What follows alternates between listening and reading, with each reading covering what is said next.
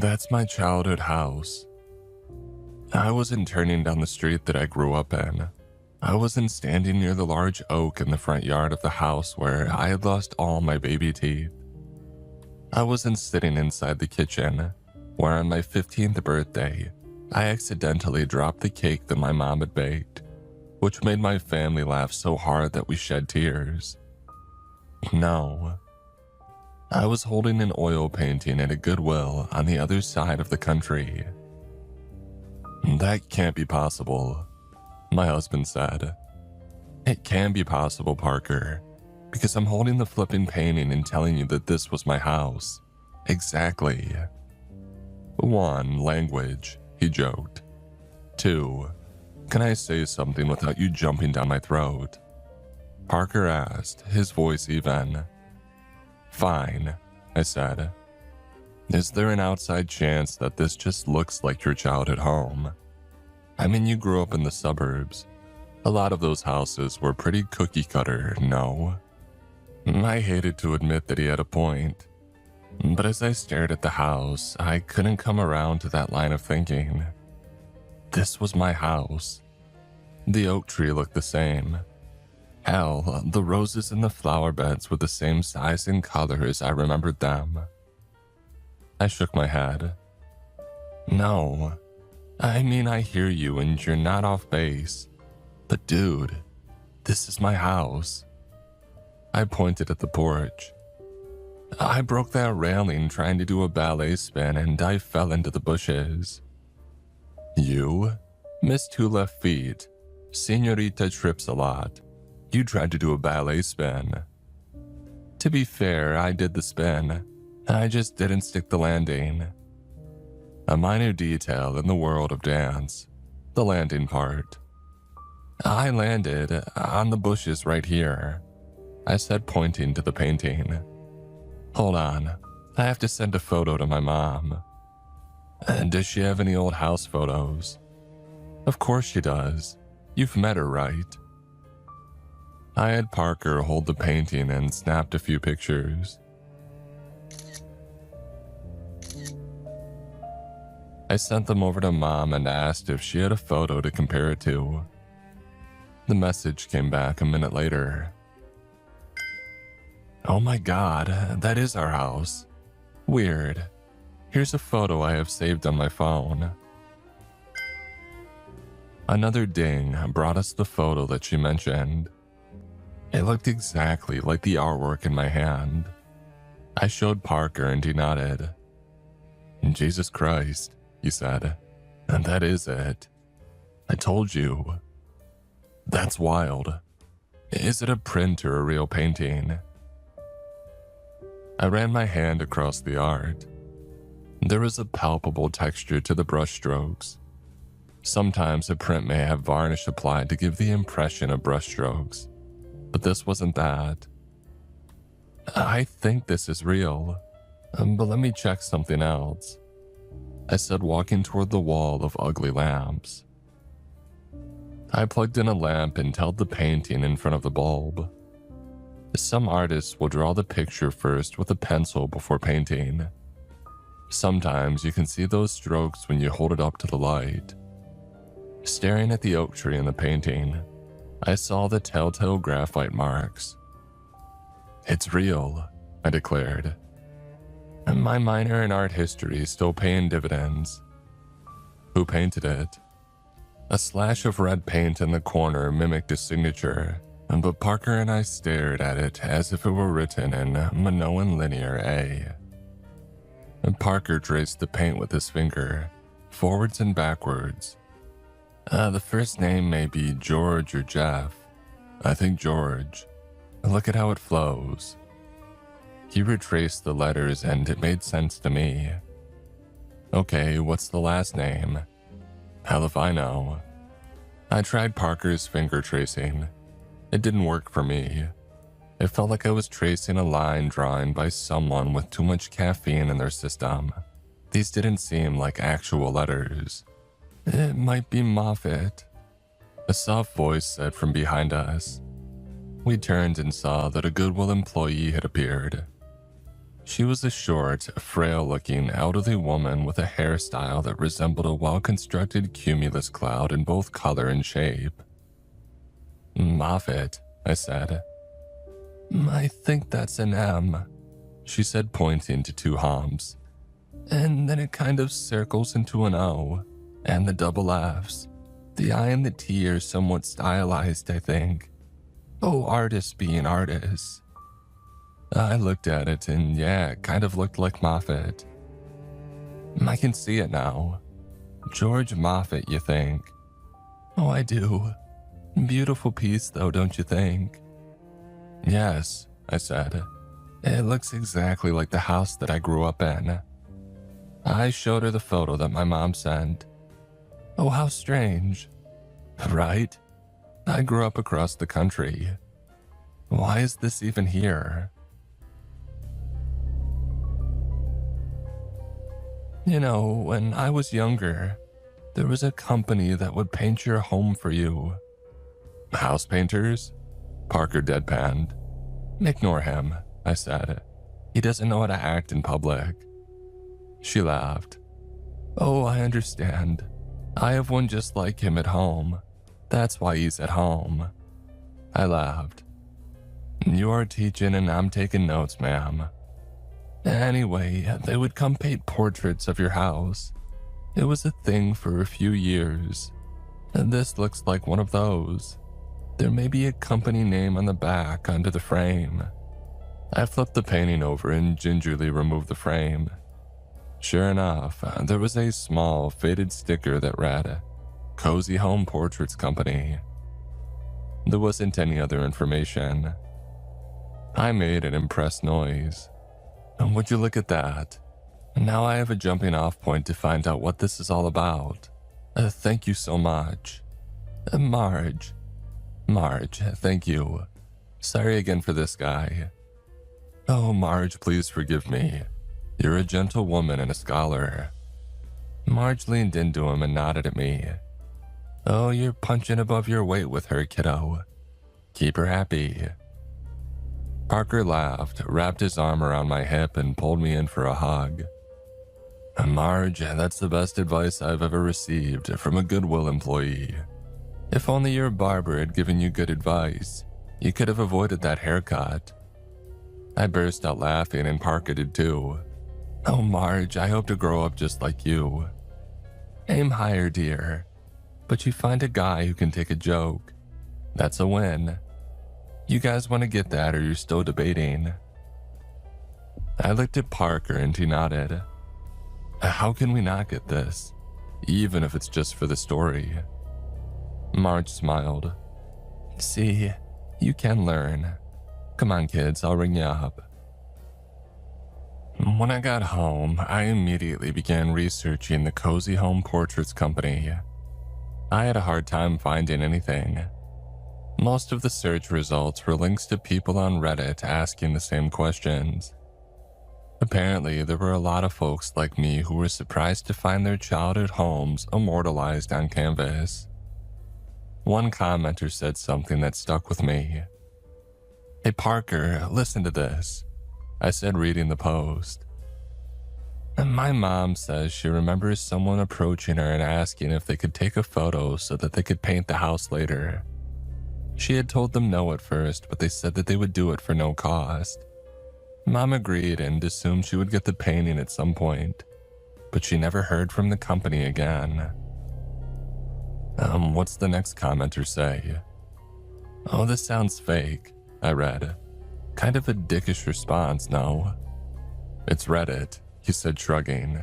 "Maybe they just used the house for inspiration and sold the paintings to commercial houses for reproductions. Well, then why bother involving the homeowners at all? Maybe to assuage their worries of somebody standing outside their home and snapping photos of their house," Parker suggested. "I mean, anybody could take a photo of our house and I would have no idea unless I saw them do it." True. It's weird, I'll grant you that. But I think I'm on the right track. Commercial art, Americana stuff. And that was to be it.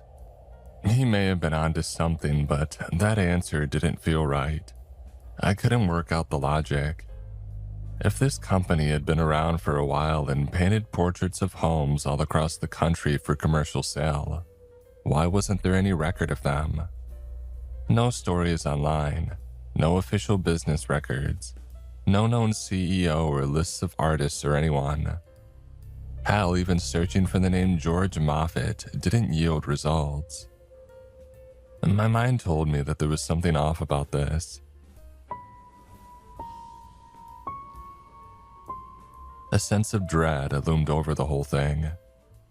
I let it marinate all day to see if I'd reconsider. Shocking to no one, I didn't. I told Parker as much as we got ready for bed. "You're reacting that way because of what's happening in the world right now," Parker said, yawning. "There are real evil people out there, but they aren't painting pictures." "Hitler painted pictures," I said. He gave me a deadpan stare. "You know what I mean. I just can't let it go, you know. It's odd. Odd that it was done at all. Odd that it traveled all the way out here. Odd that I found it. Odd stacked on odd stacked on odd. Turtles all the way down." "What?" I said, crinkling up my face. "What do turtles have to do with anything?" He laughed. "Oh, nothing, just a dumb expression." He yawned again. "Why is this bothering you so much? Some random company painted and sold pictures of my childhood house with nobody knowing about it. It's odd," he said with a smile. "Yeah, very. It's just not sitting right with me." Parker yawned for a third time. My melatonin is kicking in here. Get some rest and see how you feel in the morning. If you still feel off, maybe call your mom and see if she has a story to tell. She might know something." He didn't wait for my response. Instead, he rolled over, shut off the lamp, and turned on our sound machine. As digital thunderstorms rolled into our bedroom, I lay down on my pillows but didn't fall asleep. This whole thing smothered my thoughts as much as my weighted blanket did my body. I would call Mom tomorrow, see what she knew. If anything. I heard light snores coming from Parker's direction and I sighed.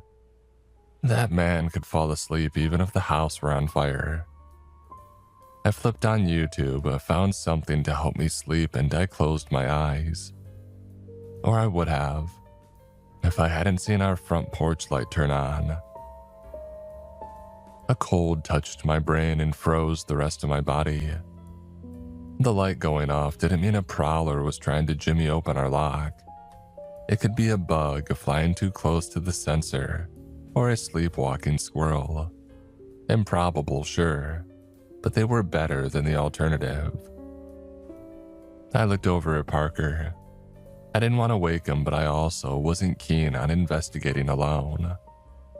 While I was going over the pros and cons of getting out of bed, I heard a noise in the kitchen. That made the decision easy. I elbowed Parker and he rejoined the waking world. "What?" he asked, his voice a blend of exhaustion and annoyance. "Our front porch light went off," I whispered. Raccoons or possums tripping the light," he said. "It's not worth waking me." "I know, but I heard somebody in the kitchen." His eyes zinged open. In a flash, he was on his feet and grabbed the bat that we kept near the bed. He quietly inched along the wall until he got to the bedroom doorway. He peeked out and scanned the room before turning back to me and shrugging. I pointed to the kitchen again before popping up and joining him on the wall. Parker wasn't pleased. He told me, not in words but vigorous nods, to go back to bed and wait. I didn't.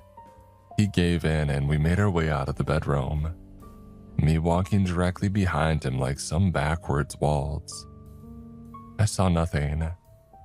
That went double after Parker slammed his hand on the switch, flooding the room with light and damn near blinding me in the process. I let out a painful yelp and I covered my eyes to adjust. I heard Parker sigh. We're good. Nothing in here. Oh, you gotta tell me before you do that, I said, finally checking out the room. Everything initially looked washed out. I'm nearly blind. I wanted the element of surprise, Parker said. Well, you achieved it. All I see now are a bunch of little diamonds everywhere. He walked into the kitchen. Your intruder is nothing more than a fallen salt shaker, he said, holding up the culprit. Oh. And like I said, the porch light was probably from a raccoon or something. I'm going back to bed. You should too. He walked past me, patted my butt as he did, and headed back to bed. I was about to join him when my eyes had landed on the painting. I walked over to it and stared. In the store, looking at it had flooded my emotions with joy and happiness. But now, there was none of that. Unease seeped into my blood and rushed through my body. Something was different about the painting. I couldn't put my finger on what had changed, but I knew that something had. It was giving me chills. I grabbed a nearby cloth napkin and draped it over the artwork, like a coroner covering a dead body. My thinking was that if there was something supernatural about this thing, the napkin would keep it at bay. It's dumb, I know, but it made sense at the time. I couldn't believe it when you sent me that picture. That is so wild. And Mom was too chipper for this early in the morning. She always was, though. A real rise with the early bird kind of gal. And that wasn't me. I still had bedhead as I sipped my cup of coffee. Parker, another early riser, cooked breakfast. Yeah, I thought so too. Somebody told me a company used to go around and paint pictures of homes. They would ask the homeowners beforehand. Any memory of that? Oh, not that I can remember, but back then it was mostly your father who spoke with the salesmen. I found them unseemly. I can't imagine he would allow somebody to do that. Rest his soul. Yeah, I agree, Dad was pretty private. We had a neighbor who was a painter, though. Carl. No, that wasn't it. Craig. Oh, gosh dang my ancient brain. Bonnie, don't get old, it's hell. I'm trying not to. It's why I do my nightly skincare routine. Yeah, it's intense, Parker added with a smirk. Oh, what was his name? Oh, it's been years since I thought of him. Craig Morris, something like that. He didn't live near us for long. Oh, Dad didn't like him. At all. Why? Oh, Craig was one of those people who were just constantly irritating. The human equivalent of a popcorn kernel stuck in your teeth. He rubbed your father the wrong way. I don't remember Dad talking about him. Oh, he didn't around you, but with me, oh boy. Craig used to walk by the house all the time, always whistling Pop Goes the Weasel for some reason. He would stand too close when he talked to you. He would leer at me when I was outside hanging laundry on the line. He would never get the hint that I wanted to be left alone, even though I was always short with him. Especially after he said that you were growing up nicely.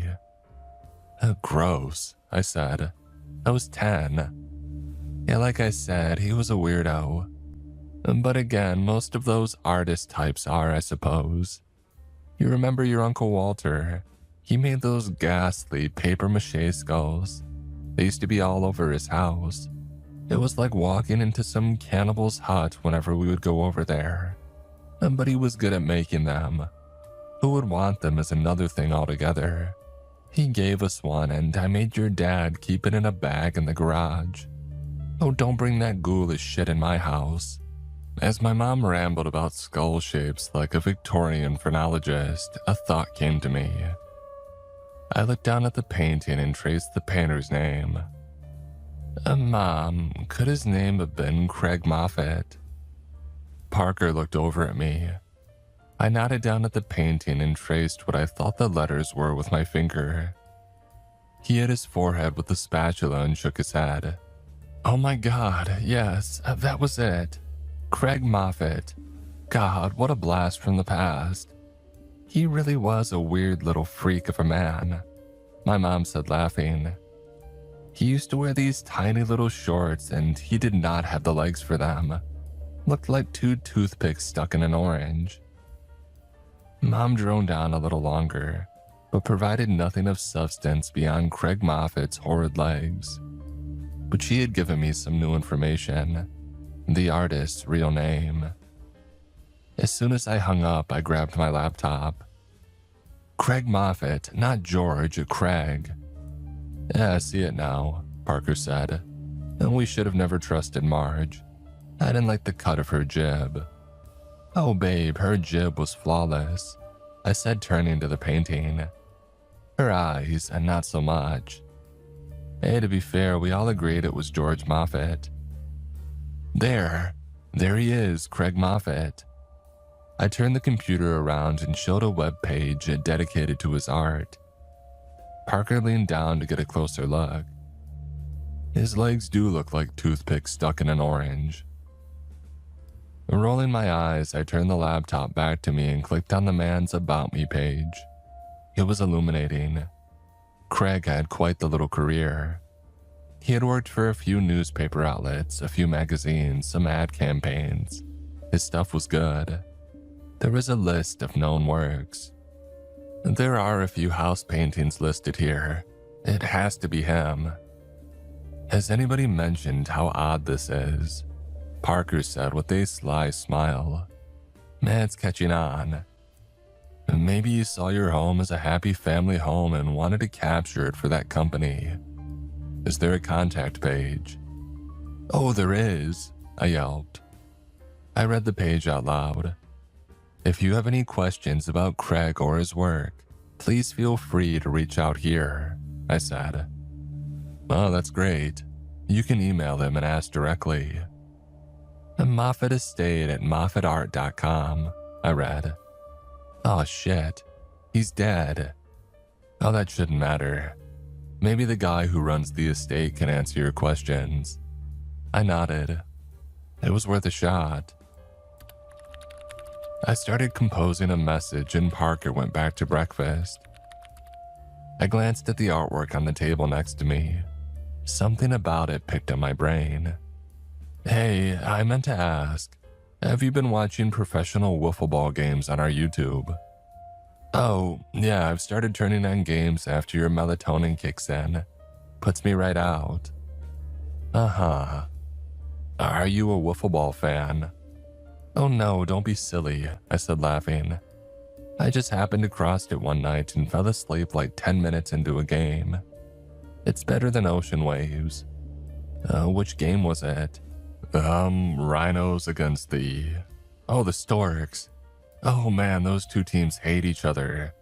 The Storks have won the last 3 series behind Dustin Braddock's nasty banana ball.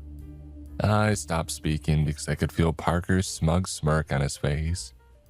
I looked up and caught it with my own eyes. Not a fan, huh? What the hell is a banana ball? Hey, look, they emailed me back already, I said. What the hell? Maybe there isn't a lot going on at the Moffat estate.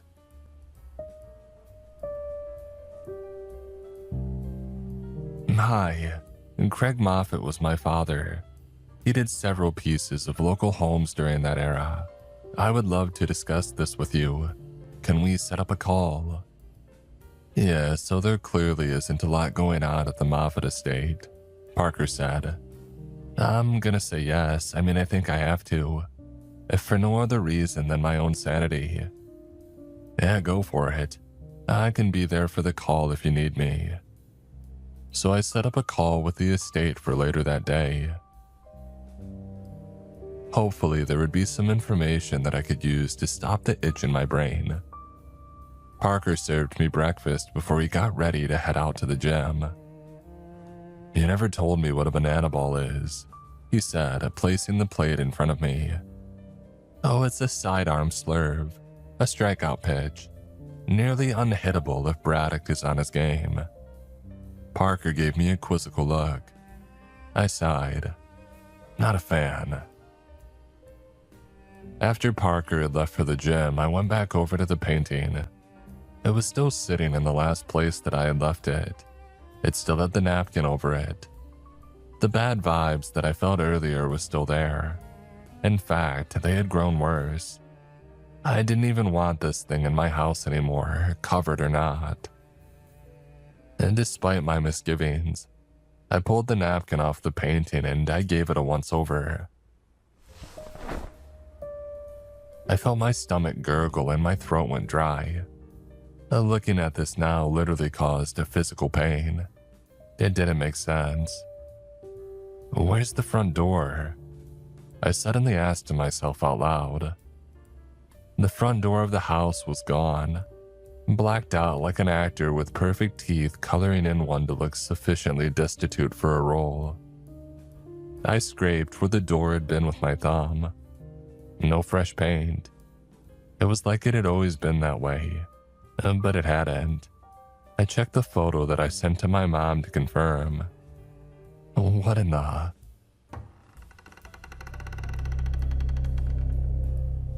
There was a creak on the basement stairs. There very much shouldn't have been a creak on the basement stairs. The basement was home to nothing but dust, Christmas decorations, and my ugly childhood couches that we didn't have the heart to throw away. Since none of those things can walk, this made no sense. I tiptoed to the knife block and pulled out a butcher knife. With my phone in my free hand, I used my nimble thumb to unlock it. I was ready to dial 911, but as I stared at my reflection in the knife blade, I questioned whether I was prepared to stick it into another person. I wouldn't know that until it came to that moment. I very much prayed that that wouldn't happen. Another creak near the top of the stairs now. It was getting closer. I flexed the grip on the knife. I tried to control my breathing but couldn't. Turns out that all that woo-woo TikTok relaxation breathing stuff was all just bullshit. My heart was thumping like an angry jazz drummer's long-awaited solo. I felt sweat drip down my neck. Something flickered on the painting. It momentarily took my eyes off the basement door. Like last night, I initially registered nothing different, but then I noticed, through the window of the living room, it looked like someone had turned on a light or lit a fire. Splotches of yellow and orange paint filled the window frame. The jingling of the basement door handle snapped me out of my trance. My palms were sweaty. My legs swayed like bamboo in a strong breeze. I gathered all my remaining strength and I yelled out, "May, stay away from me." I wanted to say more, but overwhelming fear shut me up. The jiggling stopped. Relief. My hectoring had worked for about 2 seconds. The basement door cracked open, and there was a ghostly, pale face staring back at me. That was when my brain firmly decided whether I was a flight or fight kind of girl. I was a flight. Yeah, screw this. I dropped the knife, which clattered on the tile like that drummer hitting the hi-hat, and I sprinted toward my front door. I yelled gibberish the entire time, tears streaming down my face, and I blasted out of the door. My fingers hit send on the call, and seconds later, an annoyingly even-keeled 911 operator connected me with the police. Parker returned home before the police arrived. He found me sitting inside my locked car. Before he could crack a joke, he caught sight of my face. I had been crying and I could feel how puffy my eyes were. Consternation crossed his face. I rolled the window down. "Get in the car." He did, and I explained everything to him. He was astonished. He was confused. He grabbed my hand and held it steady as I went over everything. pausing occasionally to sob like a child with a skinned knee. When I was done, he asked why I didn't leave right away. "Who do you think you are, Rambo?" I laughed. I needed that. For a few seconds I was, and then I wasn't. I wasn't even Gizmo pretending to be Rambo. He gave my arm a loving squeeze. "Hey, if it'll help you calm down, we can watch some pro wiffle ball tonight. I hear the rhinos are playing the turkeys." "The storks," I said. "But they are actually playing the habaneros tonight. And Gil Faust is looking to debut his chili ball pitch." He leaned in and kissed my forehead. "But you're not a fan." "I'm not." A knock on the window caused me to scream. The cops had arrived. If they were curious why we were sitting in our car, they kept it to themselves. I relayed what happened and they said that they would go into the basement and check it out. 15 minutes later, they came walking out. "Yeah, we didn't see anyone down there," the cop said. But to be fair to you, your basement gave me the heebie-jeebies." "Great," I said. "I know it's not what you wanted to hear, but it's the truth.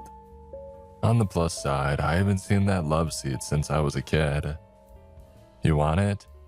It's better left to the past. You two have a nice day." We watched them leave. Parker turned to me. "You okay?" "No, and I won't be until I can go into the basement myself." "What? Why?" I can't explain it, but something's drawing me there. It sounds crazy, I know, but I feel it in my bones." Parker saw the determined look in my eyes. This was going to happen. It had to happen. He sighed. "You want me to go first?" "Yes," I said. "Are you actually going to wait for me to go in or follow right behind me?" "Oh, we both know the answer to that." Resuming our reverse waltz, we went back into the house. Once in the kitchen, we stopped near the painting. Parker looked over and agreed that there were changes. We turned our attention to the closed basement door. Parker put his hand on the handle. "Hey, we don't have to go down here, Bonnie," he said. "The cops didn't find anyone." "Alive. If there's a ghost in this house, I need to know. If we know, we can remove it." "How?" "Oh, I'm still working on that part," I said. "But I need to know for certain. I won't feel safe otherwise." I'm inclined to just say yes and move on. Something altered the painting already. I mean, who the hell did that? "One issue at a time," I said. He knew that he couldn't talk his way out of this. He knew that I needed this, and he loved me enough to see it through to the end. Even though he was petrified too. The skin on his arm had goosebumps as soon as we had walked into the kitchen. It felt like Braille to me now, and the only thing that it said was, "Oh, let's not do this." But that feeling in my brain, the one drawing me down there, wouldn't leave. It was stronger now that we were in the home. Something was loose in my house. I knew it in my heart. Whatever it was, I needed to keep it from roosting in my new home. I let the ghosts live in the past. Leave my future alone. And Parker gripped the handle, sighed so loudly that it was heard 2 towns over, and he opened the door. The stairs led down into the dark of the basement. The floor around the landing was the only thing visible. In the abstract, it wasn't anything. Right now, though, horrifying. Parker found the light switch, illuminating the rest of the space. So far, so good.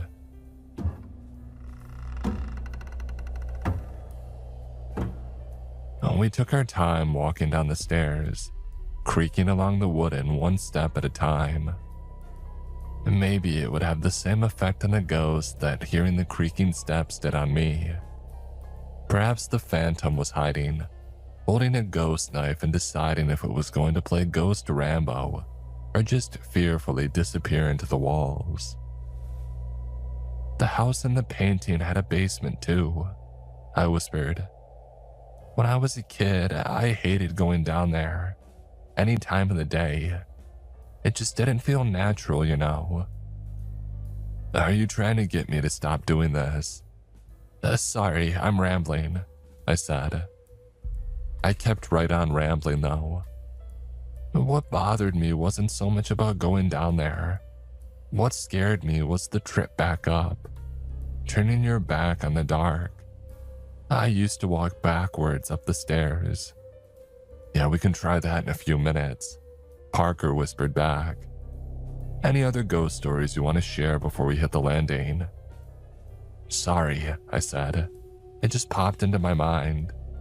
I haven't thought about that fear in years. Since we moved away from there, actually. That's not comforting. We got to the bottom and I took a look around. Everything looked normal. No surprises. Just our old, ugly furniture and friendly Santa decorations smiling and giving us a frozen wave. I thought about turning and heading back up, but I couldn't shake the feeling that I was supposed to be down here. I was almost positive that Parker would be furious if I went darting up the stairs without him. Leaving him alone in Spook Central might be grounds for divorce. When we headed over to the furniture, there was a layer of dust on everything. I smacked the pillow, sending it flying into the air. I coughed and sneezed, instantly regretting my actions. Parker's withering glare told me that he wasn't fond of my actions either. Sorry. I don't see anything out of the ordinary here, do you? No. It looks like it always does. Is the feeling gone? Can we go back upstairs now? Before I could answer, we heard the familiar chime from our security system, followed by the calm, reassuring voice informing us that our front door was open. What the hell? I said. Shh, Parker responded, his finger to his lips. He pointed up to the ceiling, and we cocked our ears and concentrated. For about 20 seconds, there was nothing. Silence. It didn't last.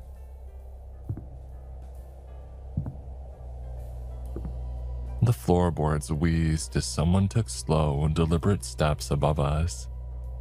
I could hear the footfalls as they moved from the front door to the hallway. Trembling, Parker pointed up at the ceiling. You could physically see the floor bow over ever so slightly from the person's weight. I didn't even think that that was possible. Oh, what do we do? I whispered. I don't know. Maybe they'll leave. A second later, we were cloaked in total darkness. All the power in the house had gone out. The only light came from the sunlight streaming in from the open door at the top of the stairs. It wasn't much, but it was a beacon. Our lighthouse. Our way home. No, that's all I was able to say. Someone upstairs ran down the hall, through the kitchen into the basement door. They slammed it shut, plunging us into instant midnight. I wanted to scream, to yell so loud that it would shake the heavens, but I couldn't. My body physically couldn't make that happen. It would give away our location. I clutched Parker's shirt so hard that I was afraid that I would rip it right off him. If it bothered him, he didn't say. Oh, this sucks, Parker mumbled. Understatement of the century. Ho, ho, ho, ho! Merry Christmas! One of our Santa decorations started going off. I nearly peed myself at Santa's sudden arrival. I imagined it would have been the same response I would have had if I had seen him as a kid. Ho, ho, ho, ho! Kris Kringle was soon joined by all of our Christmas decorations going off at once. Dozens of laughing Santas, lights flickering off and on, inflatables rising like zombified plastic bags. The noise was deafening but strangely festive. The strobing lights in the pitch black caused after images to dance in my rods and cones. I slammed them shut and silently prayed for all of this to end. Someone must have heard, because as quickly as they had come to life, they stopped. We stood in the darkness, not breathing, not moving. Neither of us knew what to do. Nothing in my life had prepared me for this. I couldn't shake the idea that whatever was coming would be worse than what we had already experienced. There was a creaking again and a sudden rushing of blinding sunlight from the top of the stairs. Somebody had opened the door. Before we could get a glimpse, the door slammed shut and something sprinted down the now dark stairs. I pulled Parker back onto the old love seat. We sat on the edge and kept our heads on a swivel. Even though the basement was too dark to see our own hands, we weren't alone anymore. As my fingertips grazed the couch, I realized something. These were originally my parents. My parents had got them when I was living in the house from the painting. They were a physical connection between the past and now. Are these what caused my sudden desire to come to the basement? Was I being manipulated by this thing? Could I trust myself at all? That dread feeling that I had had since I brought the painting into our house intensified. I felt it in my bones, and deeper even. My aura. My soul. I leaned into Parker's ear and whispered an apology. He didn't vocalize a response, but he squeezed my arm and I squeezed it back. My body shook and I couldn't get myself to stop. I wanted to run for the stairs, but that old fear came rushing back. I knew that if I ran up those stairs, it would follow behind me. As something whooshed by us, my hair flowed with it, trailing behind whatever it sprinted past. I nervously dug my fingers into the fabric. We heard the sound of some liquid splattering on the floor across from us. It was water, no, heavier than water. A sound that made my guts twist soon joined the drips and splashes. Someone started whistling a familiar tune. Pop goes the weasel. The Christmas decorations flickered on and off. In the brief flash of light, we could make out a figure standing across from us. Craig Moffat. Pop He screamed as the light strobed. goes He screamed again, a foot closer this time. the Another foot closer, almost directly in front of us now. The lights flickered again, and his face was right next to mine. A sinister smile as he slowly whispered. weasel. I felt something wet and slimy rub against my cheek. Parker stood and surprisingly swung at Ghost Craig. It didn't find the ghoul, and as the darkness returned, his fist only found the arm of the couch. I heard his knuckles crack and him swear in pain. My ears were the only thing working at that moment, though. I sat frozen, tears streaming down my face. The lights in the house came back on and I screamed. On the wall across from us, where we had heard the water, the painting was hanging. Only it wasn't the old house. It was the current house. All the windows and doors were filled with flames, and there were two figures on the front lawn. Parker and I. We were both dead. Standing behind our oak tree watching it all was Craig Moffat. Parker, let's go. I didn't have to tell him twice. We broke for the stairs and took them 3 at a time until we made it to the top. I grabbed the handle and shoved my shoulder into the door, expecting it to hold firm. It didn't. Parker and I spilled onto our kitchen floor. I scrambled up and practically yanked Parker into the kitchen. I was about to slam the door when I saw Craig Moffat standing at the bottom of the stairs. We locked eyes and my mind flew back to my childhood, a memory stored deep in the folds of my brain. I was sitting on our porch reading a book and I heard that whistling. Craig Moffat, a Polaroid camera in his hands and portrait photos on his mind. I was afraid that he would stop and take a picture of me. I was right. Even now, I could hear the heavy clunk of the shutter and the whirring of the processing photo as it slid out.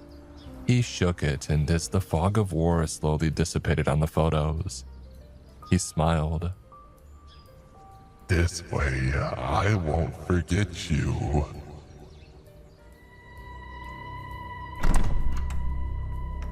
I slammed the door shut and urged Parker to grab the car keys. He turned the corner to do so when I heard him sharply yelp in surprise, followed by the squeak of his sneakers on the hardwood and his butt hitting the ground. I ran into him expecting to see Craig, but I was stunned by the sight of a living man surrounded by two yellow hulks outside my front door. Once my brain had processed the information, it was clear that those men were wearing biohazard suits. It still didn't answer why men in biohazard suits were outside my door, but it cleared up that there were. The suitless man in the middle, though, had a more striking resemblance to the ghost that I had just seen in my basement, only younger, fuller, and fleshy. Sorry to startle you both, the man said, raising his hands in peace. You had contacted us about a painting you found. I'm David Moffat. Craig was my father. You've got to be shitting me. You were supposed to talk on the phone, I said. Yes, but we were worried that things might have progressed too much by then. Tell me, has the door in the painting disappeared yet? How did... David turned to his men. A call for the extraction team. Turning back to us, he urgently asked, Where's the painting? The basement, I said, but it looks different now. What in the hell is going on? Parker asked. Different? Would you say violently different? Like our dead bodies on the lawn and the place ablaze, violently different. He nervously turned to where the biohazard-suited men had gone. The experienced extraction team. Parker stood and held my hand. We looked at each other and back at David Moffat. We both cracked. Small smiles that turned into chuckles that turned into a laughing fit. I read somewhere that mental breaks can start like this. Whatever, I leaned in. David Moffat, the son of your childhood painter neighbor Craig Moffat, himself a ghost that nearly killed us, is standing in our veranda, Parker said, barely able to get the words out between screeching laughter. I mean, what the hell is this life? Seconds later, a team of armed men in hazmat suits carrying unknown machinery rushed in and headed for the basement. We heard one of them scream and then the sounds of mechanical engines warming up. David nodded toward the front door. We should go outside. We did. I mean, what the hell else were we going to do?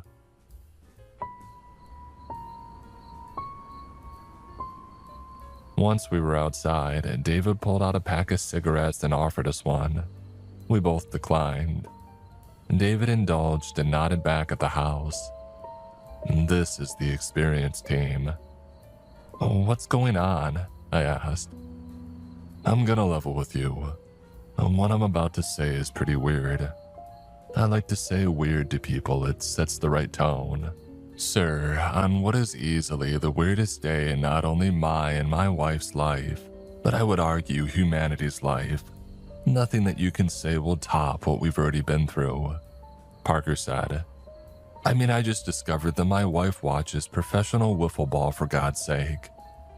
Not a fan, I mumbled. Dad was a strange man. Lots of demons. When he could keep them at bay, he did great work. But that was never for long. Around the time when you were a kid, he got deep into the occult. It was a faddish passing fancy at first, but soon he found a deeper meaning in it. It consumed him. Around this time, well, he conjured a demon. I think I'm having a stroke. He made a deal. We don't exactly know the details, but what we do know is that Dad agreed to start a company that would paint portraits of people's homes. The twist was that the homes he picked would become targets for the demon. Naturally, Parker said, because why not? He would take a photo of the home and give it to the demon. The demon would curse it and insert it into the canvases of my dad's paintings. These photos would be a connection between the subjects in the art and the demon itself. The pull got stronger when the artwork found its way back to the subjects. And then they would, well, he trailed off. Meet each other, I said. In a matter of speaking, yes. So many questions bounced around my brain. This all sounded so outlandish, and yet the memory of the photo came back to me. This way, I won't forget you, I said out loud. Confused, Parker looked at me. What? We don't know how many paintings Dad did during this time, but we've recovered 65 in locations from New York to California. The people selected seemed to be random, except for you. Why me? Well, my guess, you were neighbors and well, my dad really didn't like your dad. Oh, the feeling was mutual. Just then, the extraction team came rushing out. One was limping. The machines they had brought looked broken, but the lights were still on. One of them had the painting in a biocontainment bag. It was smoking. The experienced team, David said, ashing out his smoke on the bottom of his shoe and pocketing the butt. Thank you for letting us help rid you of this menace. The work is exhausting, but my family has to atone for Craig's wicked actions. And David nodded and turned to leave. I reached out and grabbed his shoulder. Wait, that's it? We're free just like that. And just like that, he said, turning to leave. He stopped and spun on his heels.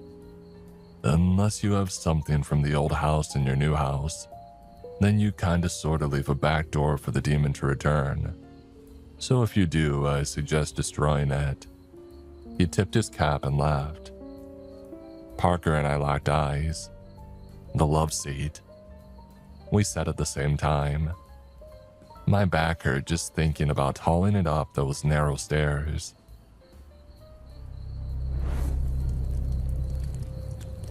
Later that night, we torched the sofa in a makeshift fire pit in our backyard. We ate pizza and watched the flames consume the potentially demonic couch. I can't imagine that's a sentence that's been said a lot in history.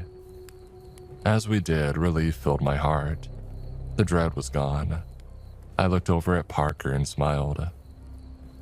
I think we can put to bed the argument about who had the weirder childhood, Park. He laughed. Yeah, summers with my Amish family can't compete with demons. His phone buzzed and he looked down at the notification with concern. I felt my stomach twist. Oh, please tell me that it's good news. Yeah, it is. The Rhinos Habaneros game is about to start. What? I set a reminder for you. Do you want to watch? I touched my heart and felt pure happiness surge through me. Tears. Grabbing his free hand, I held it tight and I gave it a big squeeze. I have something to confess. I think I'm a legitimate fan of professional wiffle ball. I know, babe. I know. We sat together, letting the crackling of a burning demon couch and the crack of a wiffle ball bat fill the night air. I snuggled into Parker's shoulder. It was warm, inviting. Home, and not one haunted by an angry ghost. How did one girl get so lucky?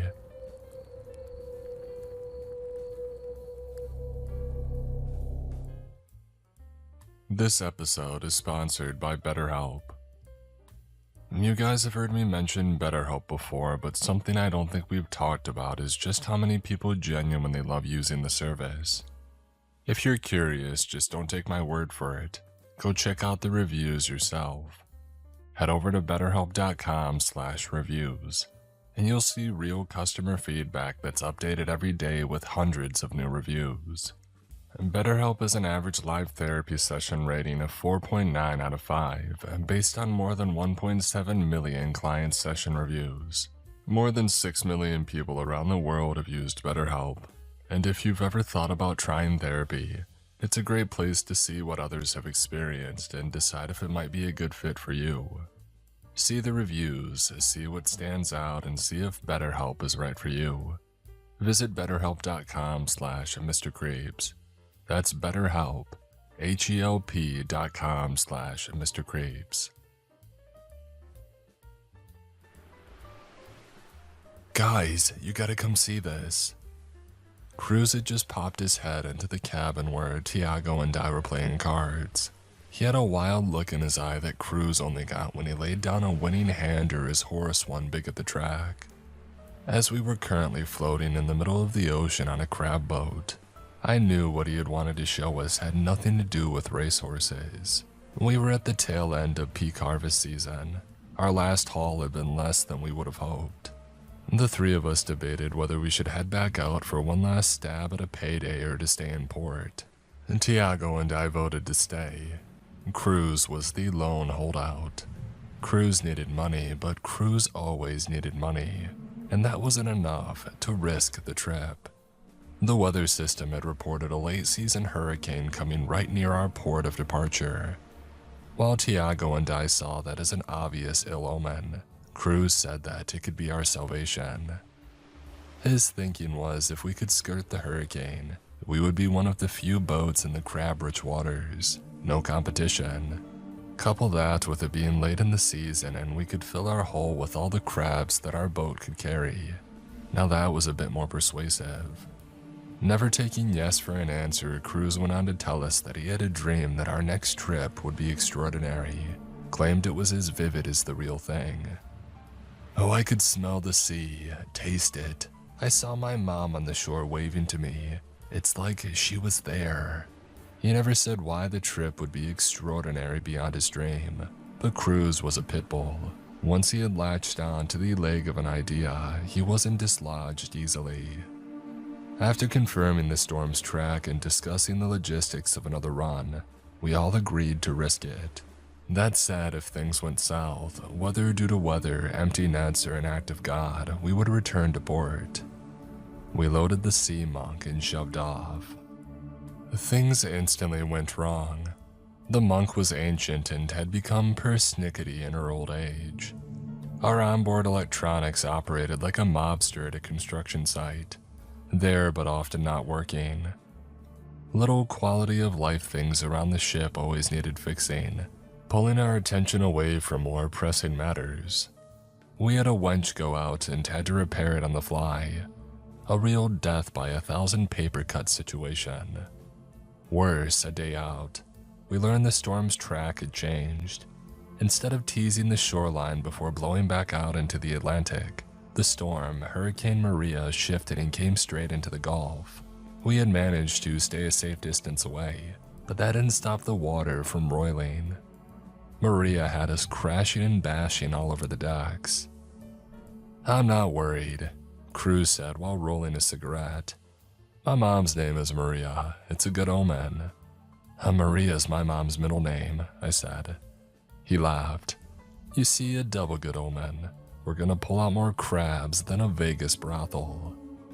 He may have been onto something. While Maria's storm bands made the first day of the journey difficult, once we got past them, the waters had calmed. We arrived at our destination unharmed and our nets came out of the water full. It was the best haul that we had had to date. Maybe Cruz's dream had been prophetic after all. What's out there? Tiago, our captain, asked, laying down a card. Another mermaid sighting, I asked, contraring Tiago's move. I know what I saw, but no, this is weirder, I mean. I've seen some stuff on the water, but this takes the cake. That was enough to pique our curiosity. Cruz had been a sailor longer than all of us. The man had indeed seen some stuff. Tiago and I put down our hands and headed topside. A strong breeze had started blowing, and as soon as we had set foot on the deck, the temperature dropped a good 10 degrees. I raised my collar around my neck to fight off the cold. I spied something out in the distance. Looked like another ship at first, but something about it seemed wrong, Cruz said, taking us to the railing and pointing toward the horizon. You see it? From where we were, what looked like a shadow was slowly moving along the horizon. It did look like a boat with the naked eye. And did you try hailing it on the radio? I asked. He shook his head. It wouldn't matter because that ain't a boat, he said, handing me a spyglass. I held it up, found the blurry object, and adjusted the focus until something truly unbelievable came into view. Is that a house? And Tiago took the telescope from me and let out a low-pitched whistle. Well, that is something you don't see every day. Sure enough, out in the middle of the ocean was a gray and white, two-story bungalow floating along the surface. The roof had been partially ripped off and there were a lot of shingles missing, but it was otherwise intact. Even the large porch was still attached. It was like God had placed this home out here himself. What the hell? I asked, dumbfounded. Hurricane debris. Maybe it went out with the surge, Cruz said. Homes near the shore get swept out to sea all the time. Yeah, but they don't stay intact. This one's just floating upright like it's supposed to be there, Tiago said. Could you imagine how much it would cost to rent an Airbnb with a 360-degree oceanfront view? Cruz joked. We all chuckled. Overhead, there was a crack of lightning and the distant roll of thunder. I looked over at Tiago, who shrugged. Could be a residual system still lingering. I can't imagine that thing survives another storm, I said. Well, should we go check it out? Cruz asked. We should call it in and let the proper authorities know about it, Tiago said. Don't see what us going over to it would accomplish. Where's your sense of adventure? It's not like we could board it, I said. It can't be stable enough to walk on. Oh God, no, Tiago said. We would set foot on it and the whole thing would capsize. It would be like when an iceberg rolls over. And worse, the monk would be right next to it. And who knows how this old broad would respond to the water getting jostled like that. Oh please, Cruz said, slapping the pilot room wall. A thunk echoed across the water. This baby's nearly indestructible. A giant squid could attack it and this thing would hold together enough to bring us into port and be ready to go out a week later. Would that be the same giant squid you swore that you saw last year? Tiago said. Bigger even than that. I took the telescope back. There were still planters outside the front windows. As I was trying to figure out the flowers, which looked like ranunculus, I saw a figure move in the window. Oh crap, I said, lowering the scope. There's somebody in there. What? Let me see. Tiago said, grabbing the glass back. Where did you see it? A front window. I saw somebody walk past. I'm gonna grab my binocs, Cruz said as he disappeared below deck. And the odds of a house being out here in that condition, no less, are already astronomical, Tiago said, shaking his head. A person inside the house. We'd be more likely to survive being swallowed by a whale. Holy crap, there is somebody in there. I slapped his shoulder in excitement. See, I told you, man. He saw it too, Cruz said, rejoining us. He raised his binoculars. Where did you see them? A second window in the front, near the ranunculus, he said, confirming my flower knowledge. Cruz moved his gaze to the window in question. While fiddling with the focus, he started screaming. Oh God, they're waving at us, look. Tiago raised the telescope again. No kidding. Another crack of thunder made us instinctually hunch. I craned my head and saw storm clouds approaching both the house and our boat. Off in the distance, I could see intense sheets of rain already falling. If that comes through, I said, not needing to say the part that we all knew. We gotta go save them, Cruz said. Maybe we should call in the Coast Guard, Tiago asked. They would never get here in time, I said. Tiago stood there weighing his options. He was the captain, and ultimately it was his call. Cruz and I had been with him on countless runs, so we trusted him with our lives. Whatever he decided, we would follow. Let me call in the Coast Guard, he said. Get their 2 cents on the matter. He moved toward the pilot room when the hair on his head started to rise. In fact, all of our hair did. We all dove into the pilot room as a bolt of lightning came crashing down on the monk. The sound was like a shot from a howitzer, and the boat rocked from the blast. There was an electronic squelch from our instrument panel, followed by a troubling puff of black smoke. All the lights in the cabin went out. After we ensured that Zeus was done, we pulled ourselves off the floor and assessed the damage.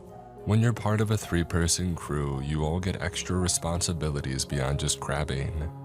Cruz dropped down to check on the engine, while Tiago and I needed to check the radio and the navigation equipment. If our electronics were fried, the housefolk wouldn't be the only people stuck out here.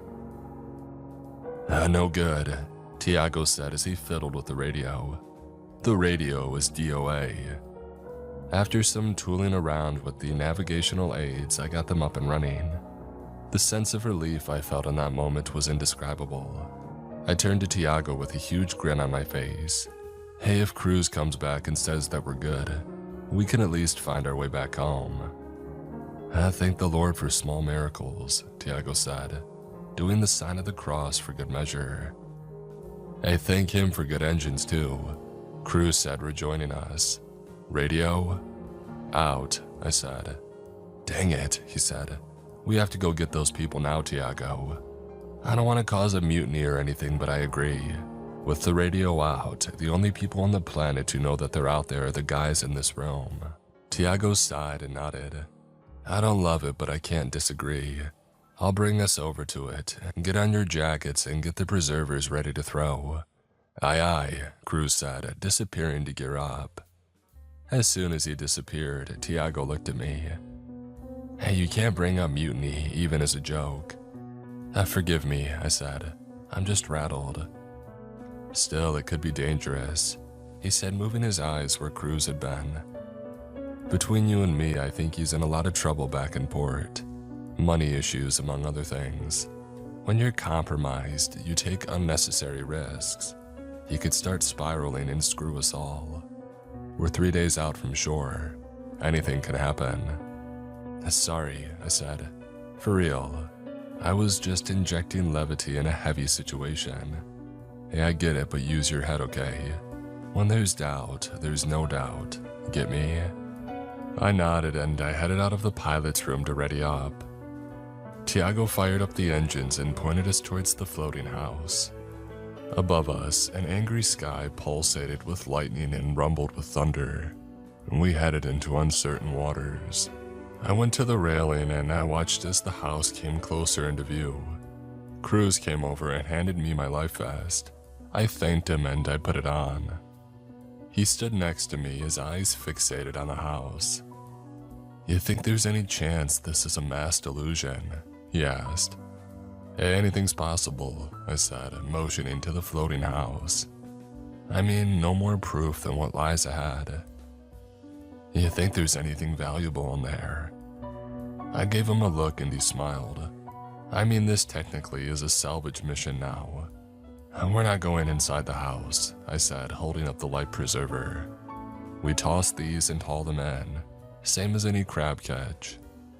The silence returned as Tiago cut a path through the choppy waves. The closer we got, the more hurricane damage we saw. The bottom of the house bore the scars of being ripped away from the foundation. Broken boards snapped at craggy angles. The front windows were cracked and what remained looked like a row of jagged teeth. The front door was closed but had taken a beating during the storm. Tiago slowed the engines while we were about 20 yards out. A strong breeze had picked up again, and the monk rolled with the rippling waves. The curtains of rain inched closer. In about 15 minutes or so, we'd be smack dab in the middle of this mess. The monk would be in danger of slamming into that house and potentially screwing all of us. The monk stopped. Tiago joined us at the railing. How in the world is this thing still floating? Maybe something buoyant got trapped underneath, I said, or maybe it's a real-life miracle. That's luck, Cruz said. Dumb luck. If we were in a casino, this person would have won big at the machine next to you. Just trust me. Tiago cupped his hands around his mouth and hollered, "Hello?" We all waited for a response, but nobody did. There was a distant flash of lightning and a loud rumble of thunder that vibrated the monk. The curtains of rain were slowly marching toward us. Cruz looked at Tiago. "We're not close enough, they can't hear." "Oh, they gotta be watching for us," he said. "Hello, is anybody there?" No response. The monk bobbed in the water. The only sound we heard was waves splashing against the ship. Tiago sighed. "I'll bring us in a bit closer. Keep an eye out for any people, huh?" Tiago left and Cruz and I scanned the house for anyone. I nodded at the place.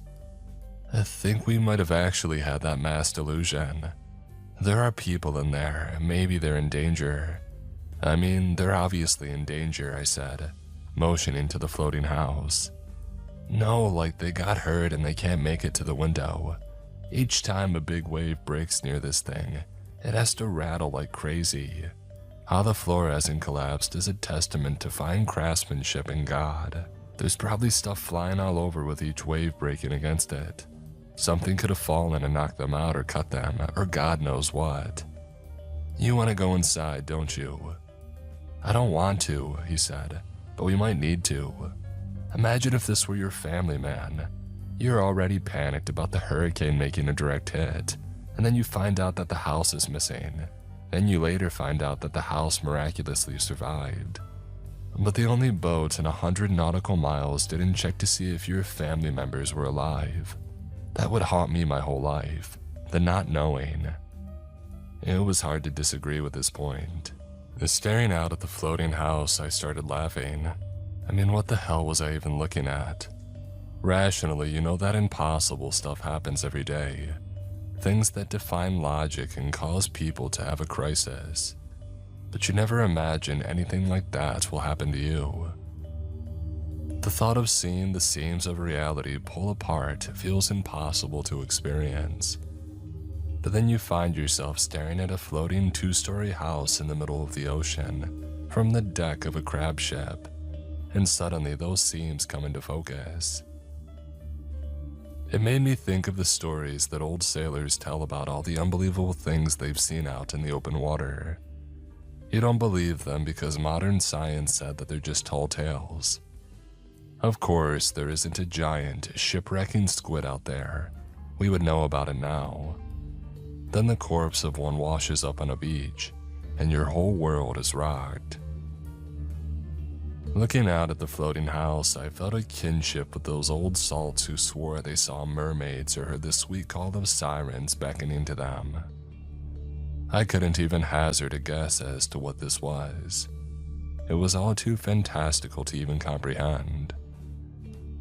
I was absent-mindedly pinching the skin near my elbow to make sure this wasn't some fever dream.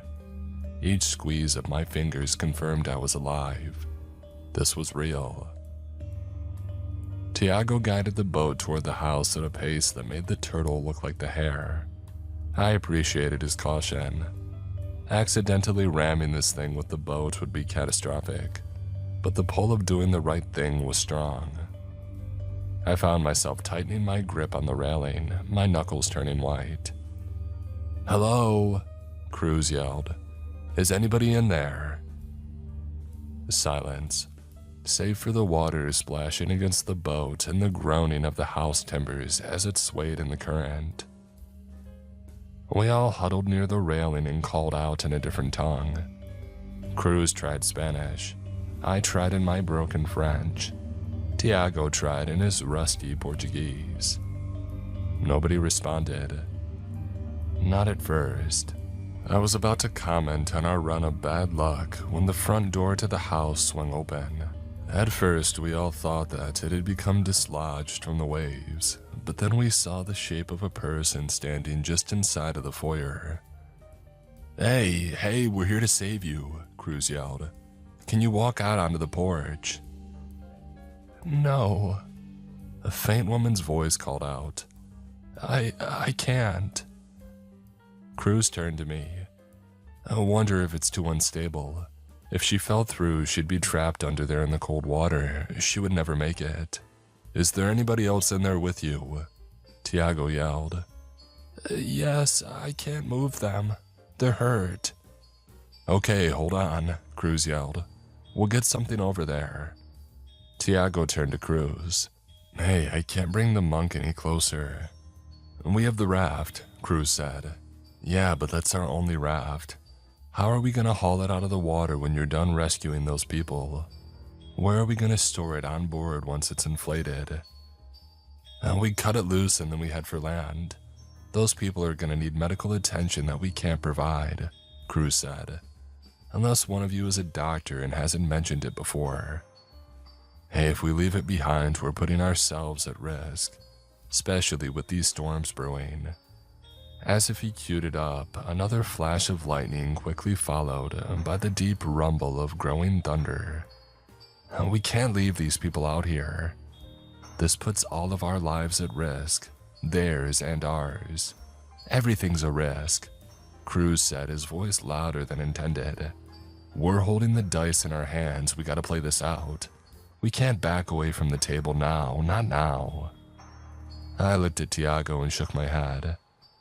There are no easy answers here. Tiago turned away from us, angrily ran his hands through his hair and muttered a string of swear words in Portuguese. He came stomping back to us and took in a deep breath. "We shouldn't have come out here. I didn't want to, and the voice in my head was screaming to stay in port." "Mine too," I said, looking over at Cruz. "But we all agreed on this course of action. I think we all need to agree again. This could put all of us at risk." "I vote we go," Cruz said. "Cut the trip short. We've had a decent haul so far, more than enough to pay for fuel and supplies. Plus the news story about this will absolutely get us more attention from customers. It could be a boom for the business." I appreciated Cruz's dual-pronged attack, business and personal. Solid move. I was already leaning towards the rescue, but it helped to push me over the edge. I nodded. "Yeah, I agree. I won't be able to sleep knowing that we didn't try to help. This is a haunt you until you die kind of decision that we're talking about. I don't think I can live with that if we don't try." I looked Tiago in the eyes and shook my head. "I'm sorry, but..." No, he said, clapping his hand on my shoulder. "I can't let this slide either. But we have to hurry, understand? This storm is worsening. We're gonna be screwed like a jar lid if it hits us." "We got this, Cappy," Cruz said. "In and out, like special forces." Tiago nodded. "Get the raft. We can tether a rope between the raft and the monk in case the storm gets worse. Get them on board and get back as fast as you can. Do not go into the house. Who knows how unstable it is. We have maybe 10 minutes or so before the rain catches up and the water's already getting worse. Move." We snapped into action. Cruz broke out the raft and had it in the water while I gathered a few supplies, including my well-worn Leatherman that we would need in the boat. We launched the raft and Tiago threw us the rope. I tied it tight to the gunwale with an expert knot and we began our trek toward the house. As we approached, you could see how the storm had battered the place.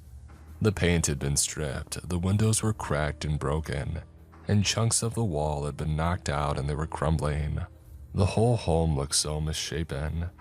I had a hard time believing that it could have survived the washout to sea in one piece.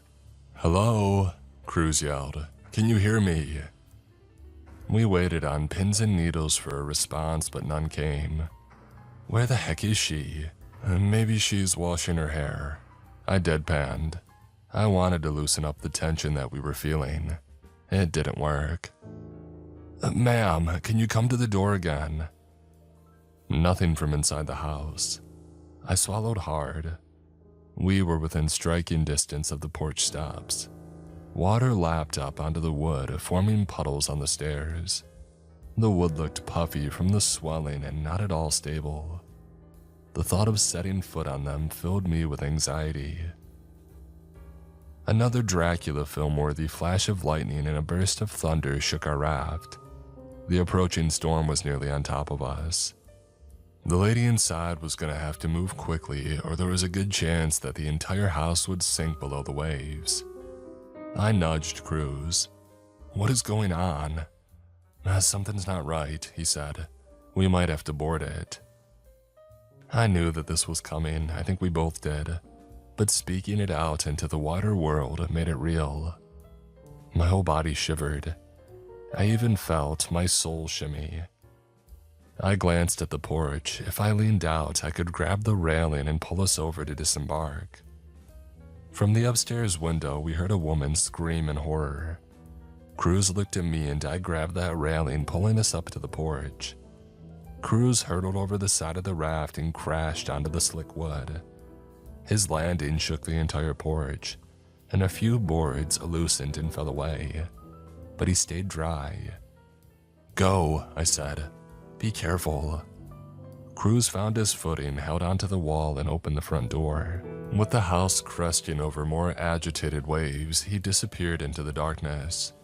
I swallowed hard again. My nerves were shot, and I heard a rattling noise coming from inside of our raft. It was my hand shaking against the side. I glanced back at the monk and saw Tiago standing near the railing.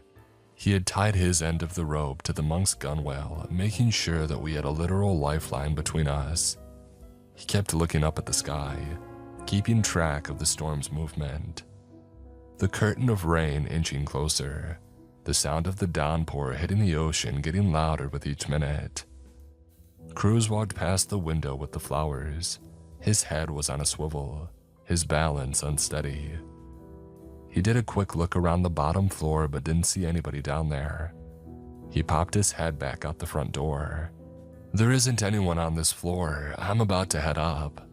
When you get there, come to the window so that I can see you're good." "Sure," he said, ducking back into the floating house. I looked back at Tiago and shrugged. He looked nervous. Even from where I was standing, you could read the concern enveloping his body. He was absent-mindedly tapping the gunwale, transforming his nervous thumping into a beat like some kind of tweaked-out wizard, trying to recreate a Kraftwerk song from memory. The rain was starting to drizzle around the house. The waves beat against it with a little more anger. The increased rolling made me clutch the railing hard to keep steady. Each swell caused the house to shriek and moan. Pieces of lumber from the porch began to pull apart and drift into the open sea. I doubted the porch would be around by the time the brunt of the storm hit us. I put my hands around my mouth and I yelled, "Cruz, what's the holdup?" He didn't respond. My guts tightened. I knew that he had a hard time hearing me from out here, but I couldn't shake the feeling that he was in danger. Those old sea stories were rattling around in my mind, literally as the raft rocked with each wave. The sense of impending doom loomed over me like these growing storm clouds. "Cruz, what's going on?" The upstairs window yanked open. Cruz, wild-eyed and grinning, looked like an excited kid on Christmas morning. "You gotta come up here." "What? Why?" "Just come up, trust me." "Where's the woman?" He slammed the window shut. My open jaw let the salty spray from the sea spatter across my tongue. What the hell was Cruz doing? I turned back to Tiago, who was calling out something, but his voice was lost to the wind. He started pointing toward the house. I followed the direction of his finger and saw to my horror the whisper of a water spout beginning to form in the distance. Uh-oh. "Cruz, Cruz, water spout." But his form didn't return to the window. I cursed to myself and shook my head. I was gonna have to go into the house. Reaching out, I clutched the porch railing and pulled the raft up to the edge of the port. The rain had moved from drizzle to droplets, and I heaved myself over the side of the raft. The wood was slippery, and I nearly fell butt over tea kettle into the open ocean. Pausing to ensure my feet were back underneath me, I grabbed the raft and beached it as far as I could onto the wood. I needed to secure the raft to the house. If the stormwater carried it away, Cruz and I would be trapped. We'd be dead. Spying a small length of rope in the raft, I hastily tied a knot from the raft's railing to the porch post. It wasn't my most elegant knot, but it would have to do. I needed to be quick.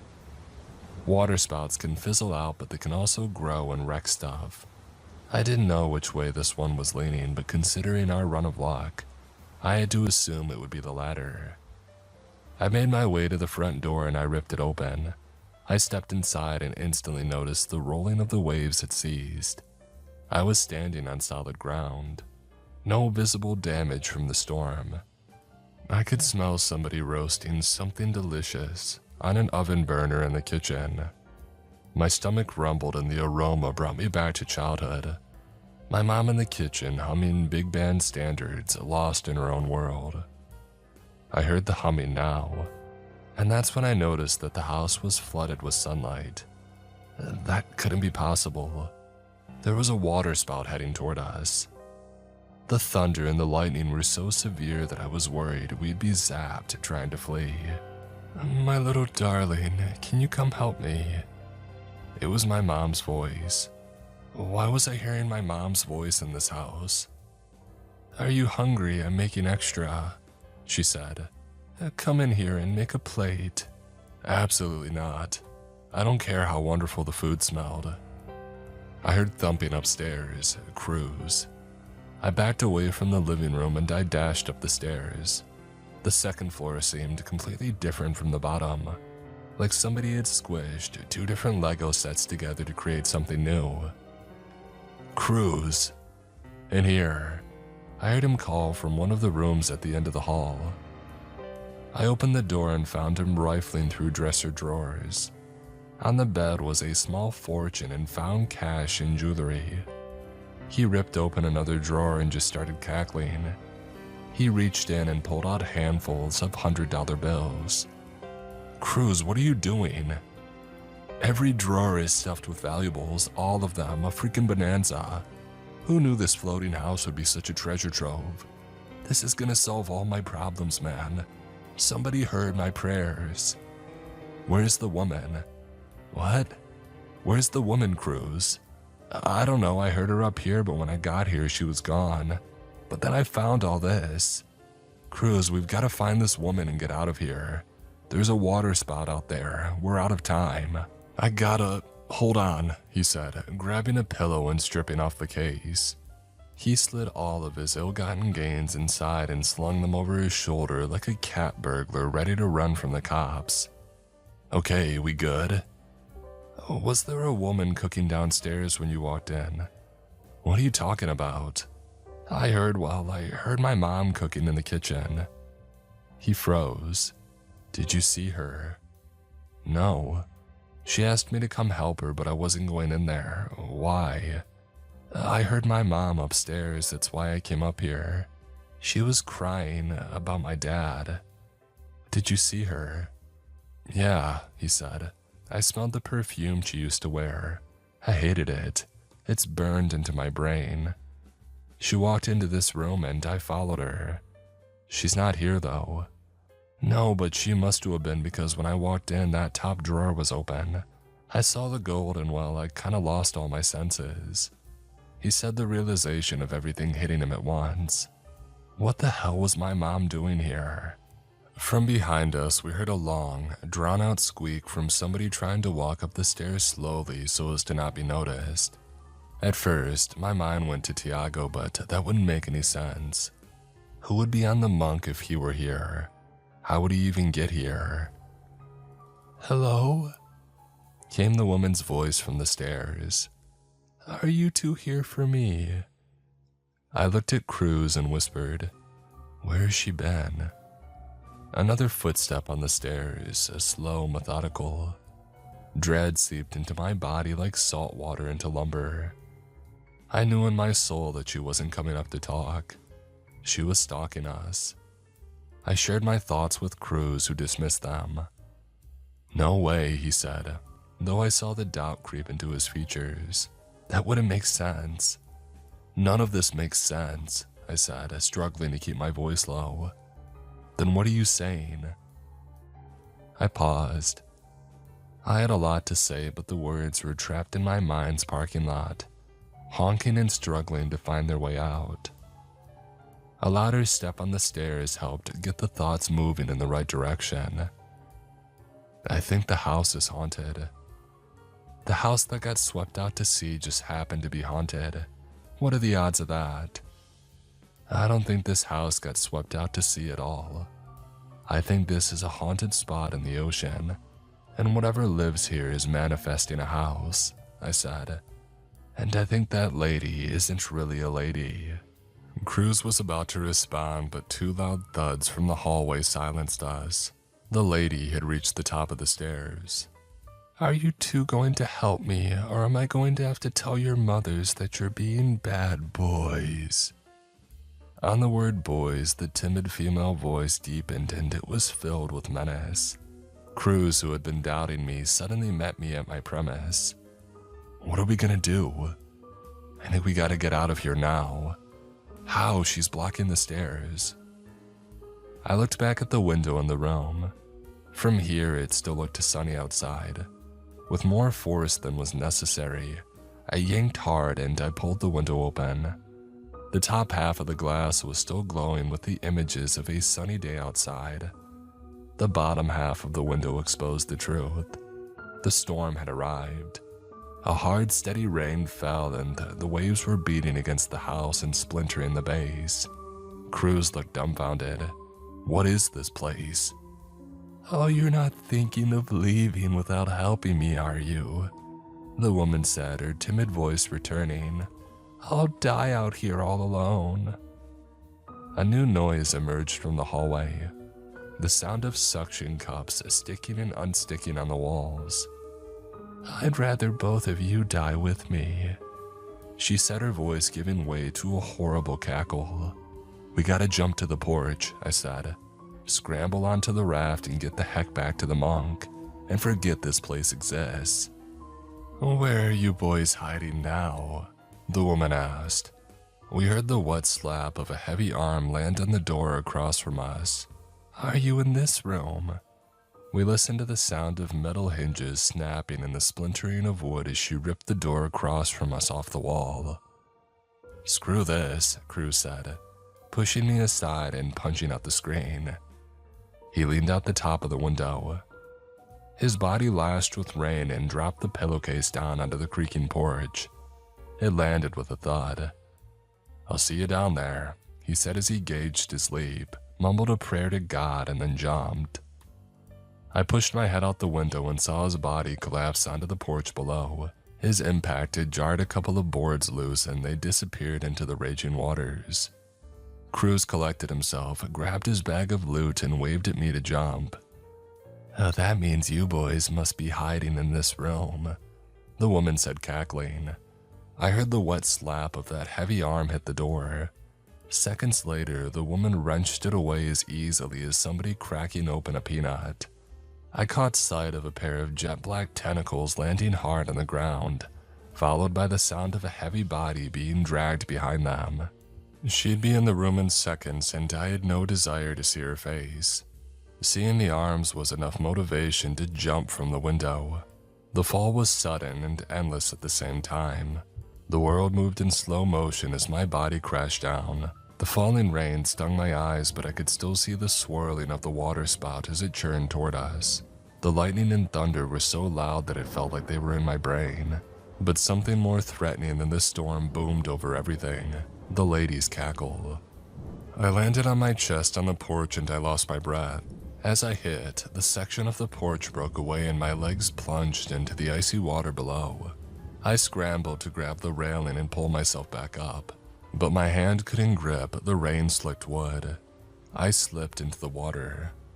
The shock of the cold sapped all my energy. My body had used all its internal resources trying to keep me warm, but it was a fool's gambit. If I didn't get out, I'd be dead in minutes. Thankfully, I had been wise enough to keep my vest on. My head was under for only a second because the life jacket kept me from disappearing below the inky black water. Cruz rushed over, grabbing the railing with one hand and extended the other to me. With all my remaining energy, I clutched his hand and held firm. I kicked and he yanked, and eventually, I breached the water and slid onto the porch. We didn't have time to celebrate. The window above us shattered, bringing bits of broken glass down with the raindrops. The woman's cackling laughter boomed louder than the storm. I stood on uneasy legs. The water was rocking the house like an earthquake, and I nodded at the raft. "We gotta go," I yelled, rushing onto the raft. My legs caught the railing and I tumbled in, smashing my face on the bottom. I could taste the coppery blood in my mouth, but I pushed through. I stood and yelled for Cruz to come on. Above us, the woman beat her tentacles against the walls of the house. Each blow made the whole thing shake. Pieces dislodged and fell into the water. When you coupled that with the rolling waves and pounding rain, it was only a matter of time before the house collapsed. Cruz hefted his bag of goodies up and threw it into the boat with me. As it flew through the air, the pillowcase transformed before our eyes into an anchor with razor-sharp edges. There was no gold, no cash, just revenge for the hubris that Cruz had shown. As the anchor slammed into the raft, it tore a hole in the bottom as easily as a hot knife through butter. A spout of water shot up, soaking me with a salty spray. Seconds later, I could feel the water around my ankles. The raft was sinking. Panic struck my heart, but my brain kicked into gear. I patted my pockets and felt the Leatherman that I kept on me. I yanked it out and started sawing away at the rope that connected the two vessels. Cruz and I could use it to get back to the monk. It wasn't an ideal plan, but ideal plans were a luxury. Now it was time for survival. I yelled at Cruz to get moving. He was still dazed from his wealth, his problem-solving wealth dropping to the ocean floor. I screamed at him again, my hands quickly sawing away at the rope as I did. The 6th or 7th time that I said it, he snapped back to reality and leapt for the boat. He never made it. As I successfully sawed through the last fiber, I turned back to see a dark black tentacle shoot down from the upstairs window and wrap around Cruz's foot. He screamed and punched away at the thick, pulsating arm, but he failed to shake it loose. The tentacle gripped harder, the suction cups holding firm and oozing out a rancid black bile that ate away at his clothes and made his skin burn and bubble. We locked eyes. Fear, regret, and anger shone through his baby blues. I wanted to help, but before I could act, another tentacle shot out and wrapped around his face. His screams were muffled, but the hurt bled through. With a tug, his body took flight toward the open window, toward the cackling sea beast waiting just beyond my view. The water was to my knees, and in a few seconds it would overtake the side and go under, taking me with it. I wrapped the rope around my arm and I jumped into the water. I swam as fast as I could away from the sinking raft, halfway to the sea monk. I heard a tremendous crash behind me and a massive wave overtook me. The house had collapsed. I breached the surface and kept kicking. My body burned and ached, my vision was blurry. I felt a deep hurt in my soul, but I kept moving. I could hear Tiago screaming. I was close to the side of the boat. I might just get out of this alive. I glanced back and watched as the waterspout hit the remains of the house, sending bits of it flinging through the air. Dozens of tiny splashes erupted around me. Small bits of the haunted house pinged off the side of the monk, creating a discordant funeral dirge as I finally mercifully reached the boat. Tiago and I worked in concert to pull me up out of the water. Our reunion was brief. We had to go or we would likely be joining Cruz. As soon as I was on deck, Tiago sprinted for the pilot's room, his feet sliding on the wet floors, and he fired the engines back up. The sea monk roared to life, and we tore away from the storm and the creature as fast as the old girl could go. Though the waves rocked us and the sailing was anything but smooth, Tiago guided us away from hell. 30 minutes later, we had put enough distance between us for Tiago to slow and check on me. I was a mess. Blood-stained teeth from the cuts in my mouth, vomit down the front of my soaked clothes, my body violently shaking from the cold. It didn't matter. Tiago and I hugged and held on to one another, tears streaming down our faces. We had survived. "What the hell was that?" Tiago finally asked. "I don't know. Whatever it was, we should have left it alone. Sorry we didn't listen to you, Captain." He shook his head. "Hey, we're not blaming anyone for anything. We made the right call to try to help someone. I would do that 10 times out of 10. What happened was something that we would have never seen coming.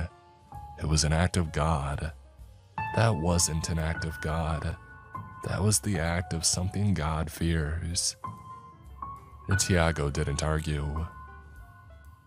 We're heading back to port now. Neither of us knew Cruz's family or how to reach them. We're debating going to the police, but we're not sure what that would do other than make us suspects in a murder.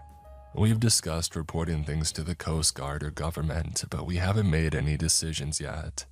I'm sitting in my bunk, trying to figure out why things happened the way they did. Why Cruz and not me? I've got it narrowed down to 2 thoughts. The first was when my mom called for me to join her in the kitchen, but I didn't go. I never saw her face. Cruz went to his mom. He saw her face. It marked him. The second, Cruz tried to steal something from the creature. He gave in to his basic instincts and it cost him. The man was always a gambler, and this time he should have folded his hand. I don't blame him for trying to cheat the system. Who amongst us wouldn't take the shortcut? But you never know who's watching. What's the expression again? The house always wins.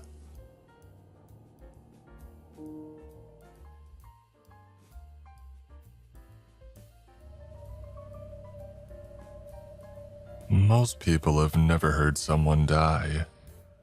The moaning, the crying, the pleading. That last breath before they go quiet. Most people will never hear those things. I do daily. No, I'm not a serial killer on a hell-bent mission to cleanse the earth. I'm a 911 operator. When I took the job 10 years ago, I assumed I would more or less be like an air traffic controller, but for emergency response teams. For a large portion of my job, that's true. That's the easy part. Death is harder. Listening to someone expire leaves a gully in your soul, a space that can't be refilled. First time I heard someone's grandma give out before the ambulance got there, I had to leave work early. The first time a child was on the other end of the line, I sobbed in the bathroom for 30 minutes. "Mama's not moving. I need someone big to help." That precious boy's voice plays in my head on a loop. The secret is to have a mindless hobby to use post-shift to help you wind down. Some operators knit. One lady quotes scenes from her favorite fantasy books. A bunch of people read horror movie novelizations. I puzzle. Every time I get home, regardless of how tired I am, I sit at my puzzling desk and I connect a few pieces. Reveal the picture bit by bit. It's healing. As time goes by, you get better at compartmentalizing calls. That's work and it stays at work. Bad things happen all the time. Your job is to fix them. And people die every day. Sometimes your words are the last comfort that they'll get before they meet St. Peter. It's a gift and a curse. People believe it's a straightforward job, but most are ignorant of what lies outside their bubble. I don't correct their assumptions because it isn't worth ruining their day. What kind of ghoul would I be if I started yapping about hearing an older man weep because his wife had stopped breathing and how devastated his children are going to be? I would never get invited back to the Bunko Club, that's for damn sure. But last night, I had a call rattle me like I haven't been rattled in years. A series of calls, actually. Every hour for the entire time that I was at work. Same number, same location, same person. I had just settled in for my shift. Fran, the woman that I share a cube with, had left her usual mess of loose corn chips on the console. Muttering words that would get HR involved, I dutifully swept up the trash. And the lady was kind and sweet, but she left a lot to be desired in the cleanliness department. I had a sneaking suspicion that she was a hoarder, but I wasn't ever going to go to her place to confirm it. "You ready?" Mary asked. She sat across from me and was perpetually happy. I don't know how she does it, but she does. She's the group's jokester, and trust me, in this line of work you need it. Mary's tongue was pickled in gallows humor. It didn't quite square with her church board member appearance. We contain multitudes, I suppose. "How's it been so far?" Mary shook her head. "I'm not gonna say the Q word and jinx us," she said, meaning quiet. Once you say that it's quiet, things change in a heartbeat. It's something that we don't say. It's like saying Macbeth in a theater. Please don't. I'm still recovering from yesterday," I said. A full moon always brings out the nutsos. "Oh, it's supposed to be full again tonight," she said, shooting me finger guns. "Get ready for some corpses." And despite myself, I chuckled. "Geez Louise, Mary." She shrugged. "Oh, it's coming, it always does. Violent weirdos are attracted to the moonlight. That's why we call them lunatics. Luna, lunatic." "No, it isn't," I said. "Seriously." "Oh, the Latin footprint is large, dear. And if there's anything I know, it's Latin men with big footprints," she said, sticking out her tongue and putting her headsets on. "I swear you are the living end," I said, chuckling. "What would Bob say if he heard you?" "Oh, Bob knows my predilections. He screws up and I'm on the first flight to Guadalajara."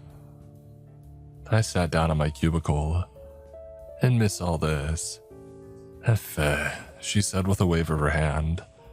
"I'll take the beach and the heat any day of the week." Her line rang and she sighed. Back to the grindstone." I placed the headphones over my prematurely graying hair and I waited for my first call. It wasn't long. 911, what's the nature of your emergency?" Static filled the receiver. In the age of cell phones, this is a common occurrence. Patience is key. It's most of this job, really. That and calm. You can't panic and start mirroring the caller's emotional state. It's difficult, but it's required. If you can't do it, you get the boot. 911, hello. The coughing came through the phone line. I think my house is on fire." Male, middle-aged, voice was hoarse, perhaps from smoke inhalation. My mind ticking off information to add to the call file. My fingers flew across the keyboard, filling out forms, informing the correct authorities, and creating a needed record. "Okay, what's your address?" 1812 Blanchard, a white house near the creek." "Okay, perfect. What happened? Can you see the flames or—" "I can't. I'm in my bedroom. I don't know what happened.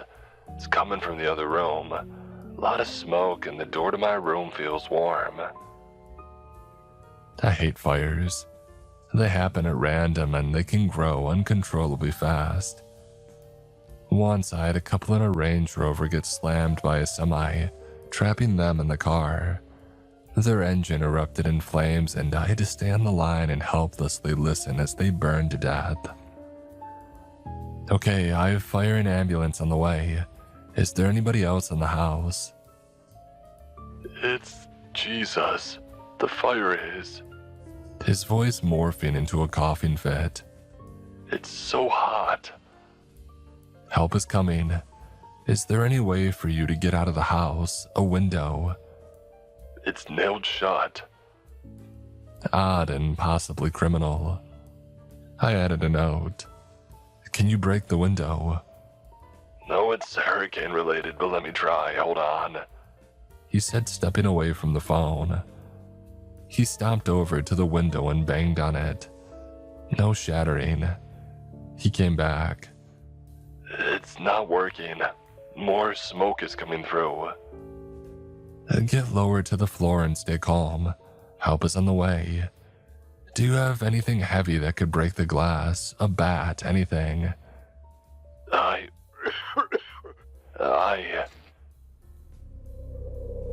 The phone call dropped. Shit, I said to myself. I grabbed the number on the screen and planned to call them back.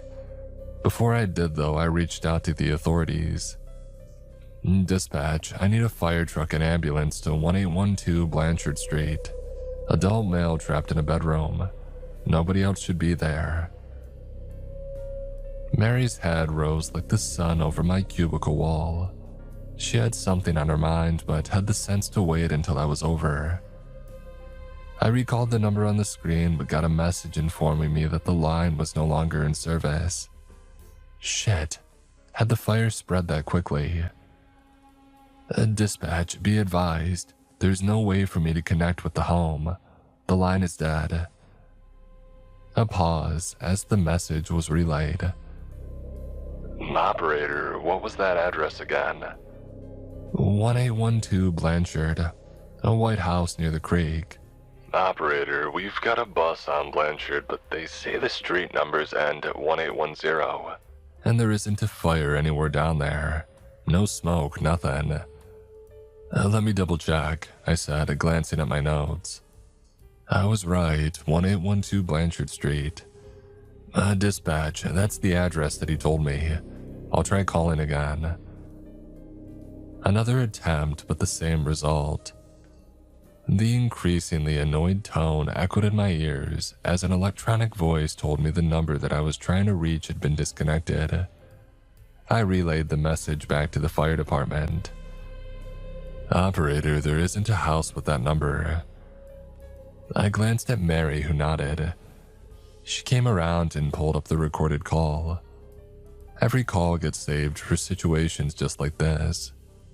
She gave it a listen, and when she got to the relevant part, she scribbled down the address. She turned the pad toward me. 1812 Blanchard. We've confirmed the address given to us.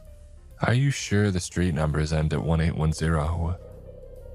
Affirmative, operator. We'll circle around, but this might be a sick prank. Copy, I said, hanging up. Mary nodded at the phone. Full moon.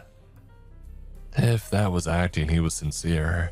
It didn't feel like a prank. Oh, you'd be surprised. Actors get their start somewhere. Some on the stage and some playing pranks. You did your part. I know, but still, I said, leaning back in my chair. This feels off. Need a break? I wanted to say yes and run to the break room, but I couldn't compel myself to do so. If I went on a break, I left my team down a person. With a full moon, that wasn't the best decision. I needed to stay and pitch in. I'm good, just always gut twisting when they go sideways like that. She shrugged. This one isn't on us, Mary said, taking the royal we on my behalf. They gave us the wrong information. We sent guys out to help. Yeah. We'll just have to send them a few days later when the smell hits the neighbors. Mary, I said, that's wild even for you. Sorry, but like I said, the full moon brings out our crazy. I'm gonna grab a sneaky snack from the machine. You want one? It's on me. No, I'm good, thanks. Don't dwell, Mary said before leaving. I slumped back into my chair. I didn't have time to dwell on the call because my phone started ringing. That's a silver lining to this job. Even on the worst days, you have to keep moving. This is a marathon, not a sprint. You can dwell in your therapist's office. An hour later, while putting out a few actual fires, my phone rang again. 911, what's the nature of your emergency? Hello? I want to report a fire. He said in a strange whisper. I immediately recognized the voice. It was the man from 1812 Blanchard Street. He held the phone close to his mouth, his quickening breaths becoming a backing track to our conversation. Sir, did you call earlier? I don't know, he said earnestly. I just woke up in my house and I can smell burning. The smoke here is so thick. He started coughing. It's everywhere. Mary rose over my desk again. She mouthed, Is this the guy? I nodded and she walked over to my side of the cubicle. An audience was not what I wanted, but this call was so odd that another pair of ears might not be a bad thing. Are you still in your house? I think so. What's the address? 1812 Blanchard. We sent units there, but they didn't find any house. Are you sure you have the correct address? Yes, he said, slightly coughing. I know my address. Mary leaned in and whispered, Ask him to clarify for our record. You are saying 1812 Blanchard, correct? Yes. Oh, I think I found my bedroom door. It's not hot anymore. Can you exit? There was a loud bang on the other end of the phone and a nervous yelp. I leaned in, pressing the speakers against my ears, attempting to pick up any background noise that might help suss out where he was. When he came back on the line, his voice was distant and nervous. The door fell off its hinges. I'm walking down my hallway, but it's pitch black in here. The walls are covered in heavy soot. Mary took the pad of paper and wrote, Have unit on street. Can he see or hear them? Sir, I said, we have a unit near your location, but they can't find you. Do you hear them calling or see anyone? My hallway isn't this long, he said. Sir, can you call out for her? There was a scream, and then the line went dead. My jaw dropped, but my fingers were quickly redialing the number. Mary ran over to her desk and relayed the information to the new ambulance on the scene. When I called back, the line was dead again. I threw my headphones off in a rage. Units say they didn't hear any screaming. Something's going on, I said. This isn't a prank. Oh, it's a weird one for sure, Mary said. Did you hear anything that could help? No, I haven't even gotten his name yet. Steven, our boss, came walking over. His head popped into view after I threw off my headphones, and it was just a matter of time before he would eventually mosey on over. It was his job to make sure that we stayed even-keeled on the phones. Any flash of humanity and you might find yourself done with the shift, and if it continues, you might be done with the job. What's going on here? I sighed. I'm sorry about the headphones. He raised his hand and gave me a warm smile. When he spoke, he kept his tone newscaster smooth and honey-sweet. As I'm fond of reminding management, we're not robots. Sometimes we get worked up. I didn't mean it. Frustrated is all, I said. The guys called twice, talking about a fire but gave us the wrong address, Mary said. No one can find him. He called an hour apart.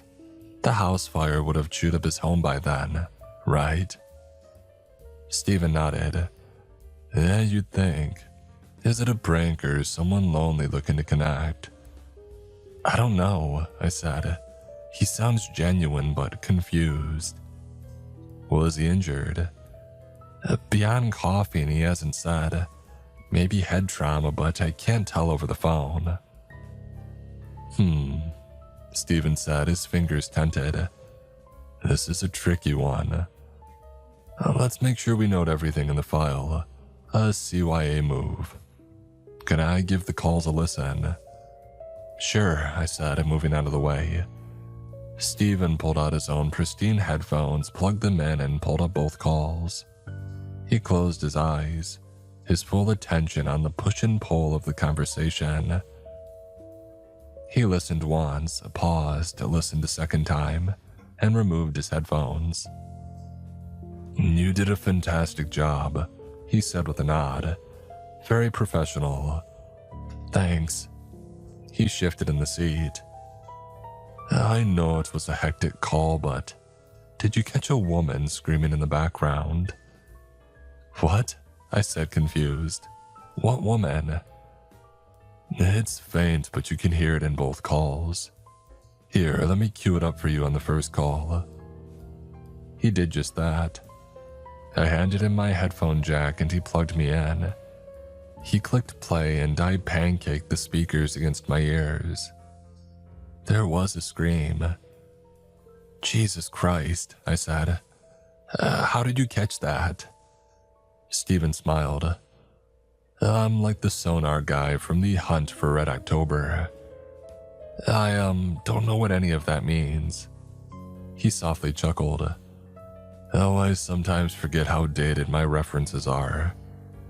I got it, Stephen. We olds gotta stick together, Mary said. Peak Alec Baldwin submarine movie. Worth your trouble for his hair alone. If he calls again, flag me down. Let's see if we can't figure this whole thing out. I agreed, and he headed back to do his rounds. As soon as he was out of earshot, I exhaled. Oh, I thought he was gonna run me through the ringer. Stephen is straight-laced but good people. He gets the ups and downs of the job. Yeah, but showing emotion is. It's normal, your calls were fine, you're human. It's gonna be natural to show some scars. It lets everyone know that you care. If they wanted robots, they would hire AI agents. Oh, perish the thought, I said with a smile. Besides, the AI agents would suck. Mary laughed. Oh, they'd probably encourage people to walk into the flames. I stifled a laugh. Mary smirked and tapped the top of my desk and went back to work. An hour later, he called back. Hello, he said, his voice quiet and distant. I want to report a fire. Are you still at 1812 Blanchard Street? I don't know, he said. I stood and waved my hand to get Stephen's attention. He dropped what he was doing and jogged over to my cubicle. But I've been walking down this hallway for a while now. Is there any fire? Oh, it reeks of smoke, but I can't see any fire, he said. It is hazy, though. Stephen came over and wrote a message on the pad. What's his name? Sir, what's your name? Is there anyone that we can reach that might be able to help? Mike, and no, there isn't anyone who can help me. Mike what? I pressed. Huh? I swear that I heard footsteps. Stephen scribbled another question on the pad. Do you hear the woman? I shook my head no, but I dug in with Mike. Mike, who are the women in the background? Huh? I heard women screaming in the background. Do they need medical assistance? No, He blurted. there aren't any women. I glanced at Stephen and he didn't believe it either. Mary's face rose over the top of my cubicle wall. She shook her head no, making us a trio of non-believers. Is there someone that we can reach out to help find you? It's getting hot. I think that I'm nearing the fire. The smoke is thicker, He said, his train of thought derailed by a coughing fit. I think I'm in my living room, but none of my things are here. Was I robbed? The phone line went dead. Damn it, I uttered. Try calling back, Stephen said. I did. The phone line was dead again. Stephen mused, his tone higher than before. To an outsider, this wasn't a big deal, just a man curious about a mystery. But to us who work with him every day, that high-pitched musing meant that he was worried something bad was happening. To my ears, he was panicking. This is odd. What do you think's happening? Let me listen to the call closely, he said. I moved out of the way and he took a seat at my desk. He pressed the headphones against his head and closed his eyes. The call replayed. He did it again and again. After a fourth time, he took off the headphones and stared at us. I heard wailing, he said. Near the start of the call, there's a roar or a buzz, like a stadium full of people watching their team lose. Mary and I both gave it a listen. Well, I'll be damned, I said. Is there a game at Washington Park tonight? Mary asked. I don't believe so, Stephen said. I could be wrong, but I follow the team closely. I think they're across the country. Who's wailing? Oh, maybe it's the wind blowing through the trees. It can whistle if it's strong enough. Through the lines that could be confused as wailing, Mary offered. Let me call someone, Stephen said, pulling out his cell phone. Hey Jerry, it's Stephen. Quick question, you on patrol tonight? Was wondering if you could do me a favor and follow up on a series of calls that we've been getting. He explained everything up to that point and got assurances that the cop would check out the area near the stadium, and if he isn't called away, Blanchard Street. After he hung up, Stephen turned to us. He's a good egg. If there's something odd going on, he'll find it. In the meantime, just keep doing what you're doing. We'll figure this out. Truth is, it's probably some stupid prank, he sighed. A prank in the emergency call center. Is there no civility anymore? Not an ounce of it anywhere, Mary said. Just check the news. Stephen gave a weak smile. I don't need to read about it. I feel it in my bones. Good job tonight. Keep me in the loop. He got up and laughed. As soon as he was out of earshot, Mary leaned into me. He's worried about something. I've never seen him so stressed, I said. What do you think this is? What do I think this is, or what do I think he thinks this is? I shrugged. Both?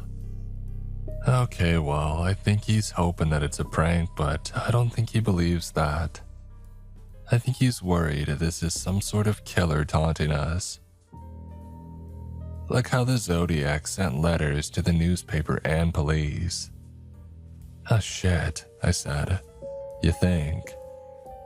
Oh, I think he thinks that. I think that someone has serious head trauma and or is on designer drugs and is stumbling around the woods. He's probably in danger. Yeah, I agree, I said. But what's tripping me up is he sounds like he's aware on some level. Like he's confused but clear about his confusion, if that makes sense. Mary screwed her face up. Not really, babe.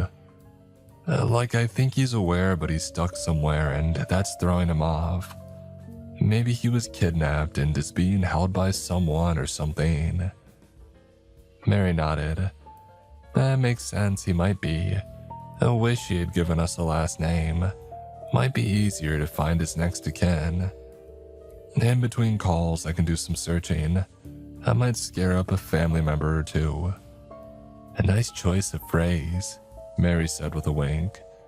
Scare up a family member just to give them a scare. I rolled my eyes. It's been a night, Mary. Oh, just messing with you. It's a good idea. I used to work flirt with a guy in housing. He might be able to help. Work flirt? Oh, you know, both of you like the thrill, but both understand nothing'll happen. It gets the blood flowing and sends a little charge through your nervous system. Harmless, but it lets you know that you still got it. She put her hand on her hip. And when you're married as long as I've been and are as old as my birth certificate proclaims me to be. I held up my hands and laughed. Mary, it's cool. I'm just giving you shit, I get it. Everyone wants to feel wanted. I'm just glad you work flirted with a guy that can help us and not, I don't know, someone in parks or sanitation. So yeah, call your work fling. Oh, not a fling, a flirt. A fling is physical, flirt is words, maybe a glance. Words matter. A work flirty then. Does that work better? She nodded and headed off to do her thing. I sat back down and shook my head. The full moon really does bring out the strange. I got back to the grind, unsure if I would get another call from mysterious Mike. Despite my other calls, my mind kept a candle of thought burning on this Mike situation. Nothing made sense. I was worried that he was in trouble. The image of a man with head trauma stuck in a fire, or just lost and confused, calling for help but never finding it. It chilled me. His dead body found in a shallow depression, curled in the fetal position, unfound until years later, when there's nothing left but bones and an old cell phone. Hey, you're never gonna believe what my housing guy said, Mary said about a half hour later. You called him this late? No, I texted. He's a night owl. Plays some stupid game online with friends in China or something. I don't know, it's not important. He said that he ran the house number through the department records and he found something interesting. My phone rang and I picked it up. 911, what's the nature of your emergency? It was Mike. Something's stalking me, he said, his voice a whisper again. I can't see it, but it's moving in the shadows. Where are you, Mike? How do you know my name? You've called me several times. I have, I don't. He stopped. From somewhere in the background, a slow, deliberate growl broke through the line. Mike, is there a safe location that you can get to? No answer. Mike, can you hear me? I waved at Steven, who was over in a split second. Growling again, closer, more defined. I pressed the headphones against my ears. Wailing in the background. Screams. Not my team fell behind screams either. Tortured ones. Men and women in something not natural. Mike? It moved away from me, he said. I don't hear it anymore.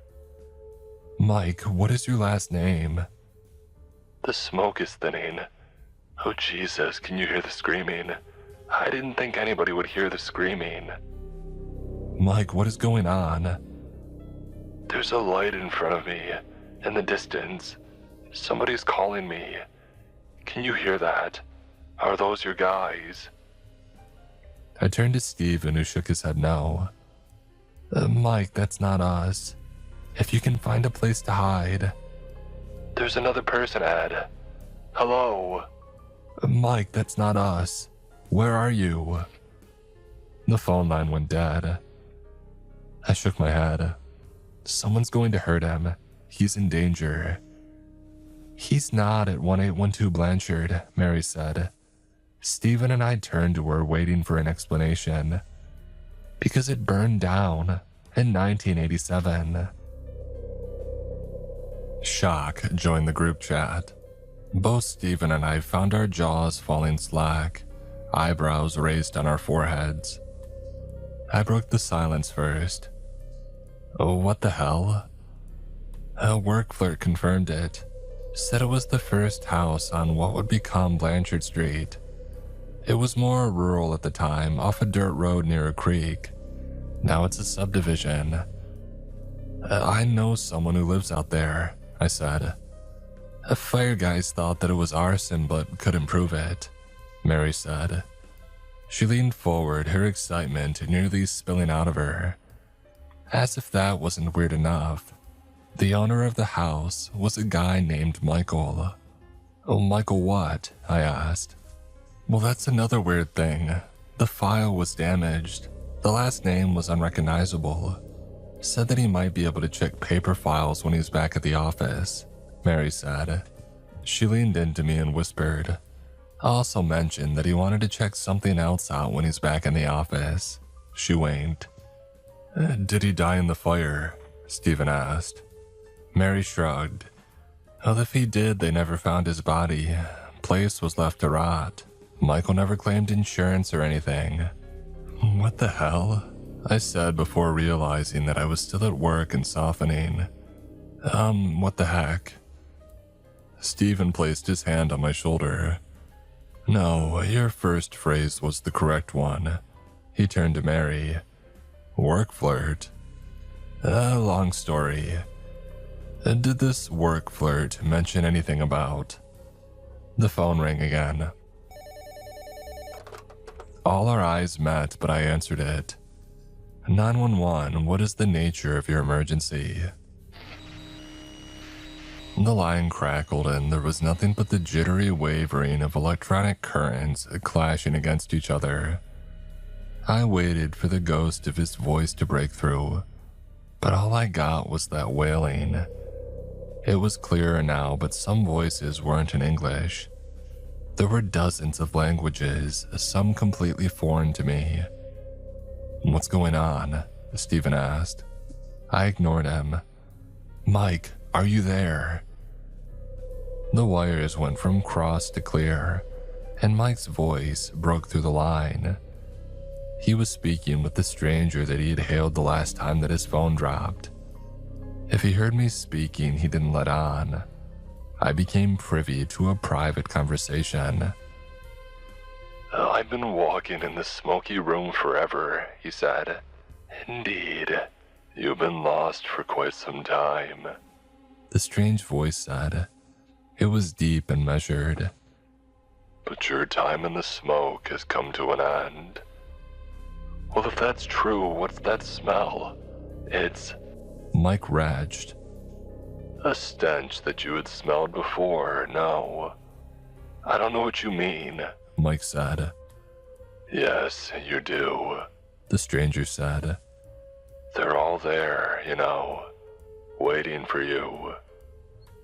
Mike, I said, can you hear me?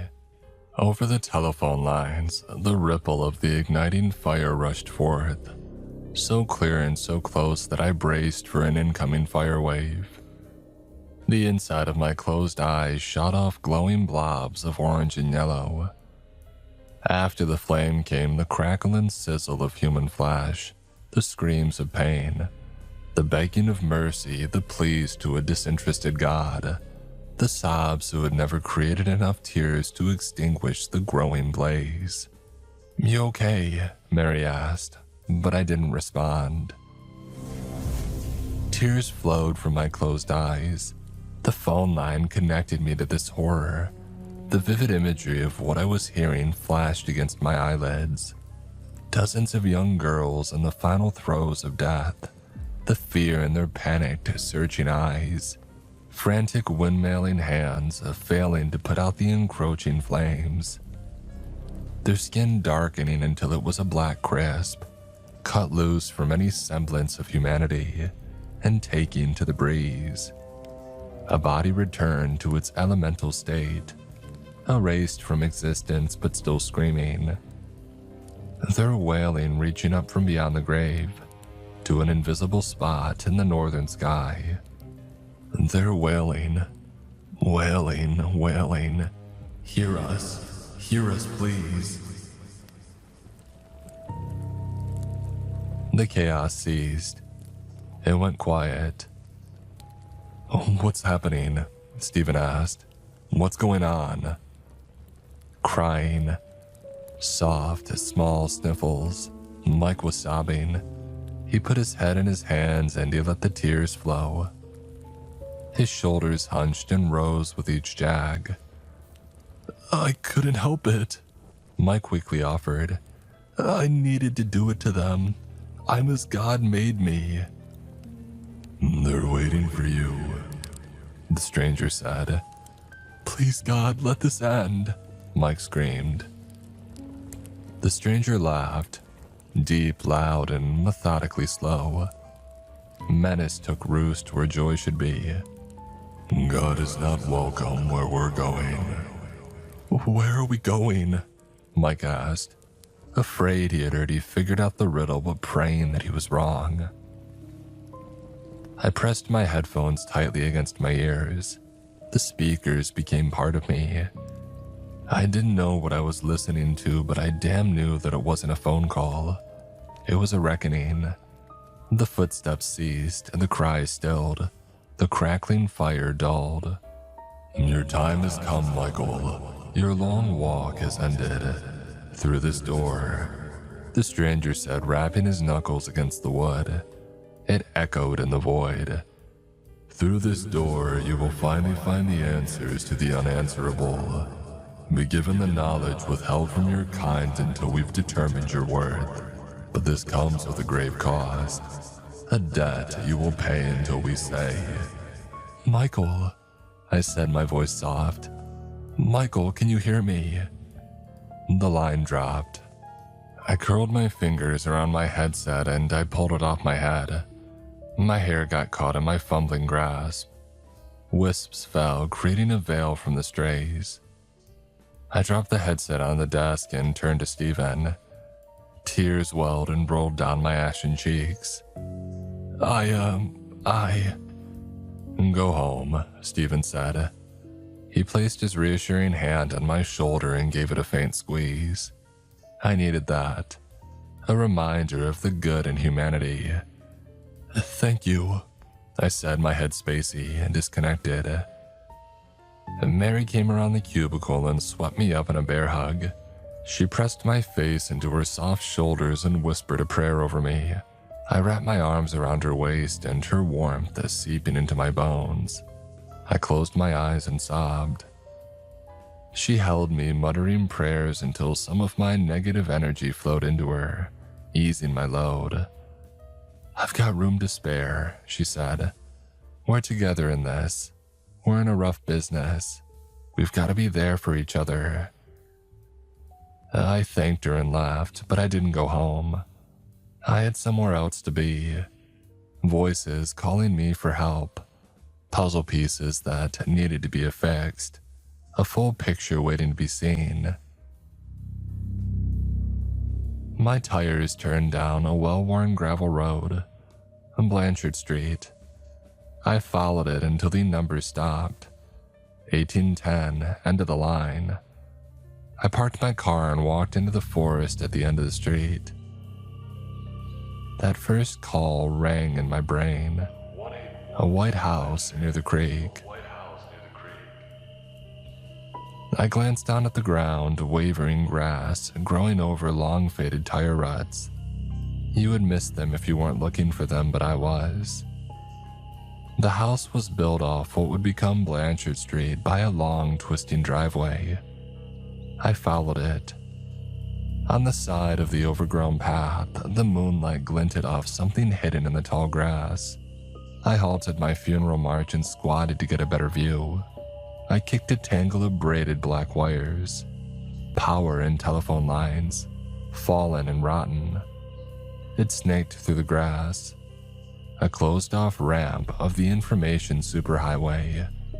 The babbling of the creek found my ears before my eyes caught the moonlight shimmering off the surface. The cool night wind blew my hair into my face. I brushed it away and turned on my flashlight. I walked along the creek for a while until I came across a small berm at the water's edge. I kicked away some of the dirt. It was the buried remains of an old house. And nature had reclaimed this spot, but only just recently. Still, the shallow history of this location cut me deep. I closed my eyes, recalling the vision of the house, their screams echoing in my mind. My body, compelled by something primal, brought me to the back of the house. I dropped to my knees, pressing my fingers into the dirt, and I started digging. It didn't take long to discover what I came here for. The black soil turned gray as ash and became part of the mixture. 3 more handfuls and I found something hard that made me recoil in disgust. The moonlight glinted off the polished, burned remains of a femur. If I kept digging, I would find all their bodies. He kidnapped, beat, and burned them alive. He shoved the remains under his house and never believed that he would get caught. And for nearly 30 years he was right. The world had stopped caring about these girls. He figured time had won. He was wrong. I rocked back on my legs, put my head in my hands and cried. I had never met these women, never seen the joyful moments they had. Stolen kisses, laughing with friends, silent contemplation as they grew up in a world that waited to knock them around. A bright comet streaking across the sky, lighting up the loved ones who held their gaze, only to burn out before their time. A shimmer of fading memories left in their wake. I had only seen them as the light dimmed. I knew them in a way that only Mike had seen. I cursed that we shared anything in common. I balled my hands into fists and I punched the ground. My knuckles barely dented the soil, but smoothing it all the same. They didn't deserve this. A ripple of energy rushed across the back of my neck, stopping my dirt pummeling. I turned and was greeted with the sight of dozens of white balls of light floating effortlessly over a specific spot. As soon as I acknowledged them, they dissipated like a dream in the morning light. I walked to where they had been gathering. The ends of the ancient telephone lines sank into the ground. Mike's body was under there.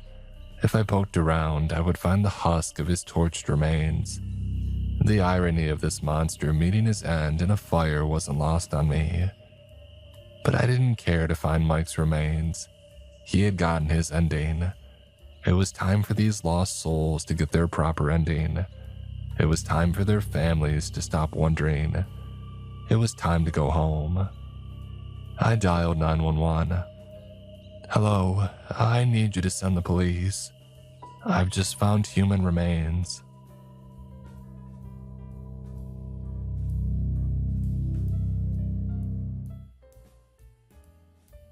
It started with the worst Thanksgiving that anyone in our family could remember. Granny Lorraine was dying, even if nobody wanted to admit it. And that meant we'd be spending the holiday at her rundown farmhouse in the middle of nowhere. My father joked that the drive would be worth it just to make sure that she was really dead. Even at 10 years old, I thought it was an ugly thing to say, but I also couldn't blame him. There was a reason why my mother and her siblings lived as far away from Granny Lorraine as they could get, and why most of them had never been back to that farmhouse since they had left.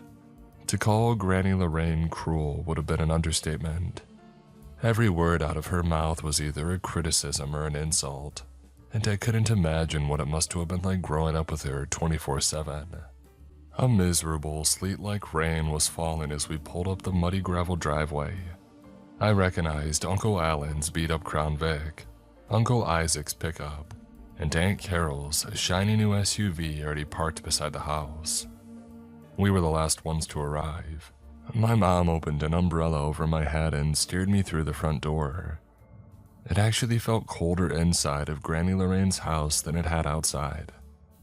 Apart from the beeping of medical machines and Aunt Carol's smoker's cough, the house was silent. Then in the dining room at the end of the hallway, I saw her. And Granny Lorraine lay with her eyes closed, surrounded by beeping machines and the reek of cleaning fluid. Most of her hair had fallen out and she seemed to have shrunken somehow. The withered body beneath the sheets reminded me unsettlingly of one of my cousin's toy dolls. Late again as usual, Granny Lorraine snapped. I suppose you two roly-poly lunks had to stop for donuts on the way, didn't you? While you were at it, you should have got some food for the boy. With that weak chest and awful haircut. Looks like a toilet brush. Our appearance was one of Granny Lorraine's favorite topics to comment on. I suddenly felt a little less bad for her. We're here because you're sick, Ma, my mother said. Granny Lorraine snatched her hand away. She had become so gaunt that it almost looked like a claw. I know why you're here, you pack of vultures. Granny Lorraine screeched. You're here for the inheritance. My Uncle Alan, who had been sitting in the shadows, took a look around and laughed. The house was so old and run down that it was barely standing, and it was government assistance, or us, that paid the bills. Oh, chuckle all you want, Baldy, Granny Lorraine snorted. You'll get what's owed to you. It had sounded almost like a threat. I wondered if Granny Lorraine was losing her mind. Her eyes darted around the room, following the movements of something that wasn't there. What must it feel like to have dementia? To see things that nobody else could see? The thought sent a shiver up my spine. Now, Granny Lorraine rasped, where's my favorite grandson? I cringed. I had been dreading this moment since we had first arrived. My throat was dry as I approached the bony form beneath the sheets. Up close, it was like I could smell the decay on her breath. Her hand shot out with surprising force and pulled my face towards her. For an awful moment, I thought she was going to kiss me. Oh, don't talk to him, don't acknowledge him at all. And remember, the worst thing he can do is drive you mad. I had no idea what Granny Lorraine was ranting about, but her long dirty fingernails were digging into the skin of my neck. I pulled away with a shout, and then all hell broke loose. Granny Lorraine's eyes rolled backwards until they looked like a pair of white marbles. She toppled over convulsing, while the machines hooked up to her all shrieked in unison. The state-appointed nurse came running up, but it was obvious that there was nothing that she could do. Granny Lorraine was gone. I lifted my hands up like a criminal being arrested and I backed slowly away. My aunts and uncles were all staring at me, although no one said so. I could see the accusation in their eyes, as though what had just happened was somehow my fault. Maybe after so many years of being bullied by Granny Lorraine, each of them felt like they should be the one to hear her final thoughts. Well, my Uncle Isaac finally demanded, what did she say? I don't know. I shook my head. She was rambling. I clutched my stomach and said that I felt sick. My mother guided me to one of the bedrooms upstairs. I could already hear shouting from down below. Granny Lorraine may not have had much of a legacy, but that didn't prevent the family from squabbling over what little remained.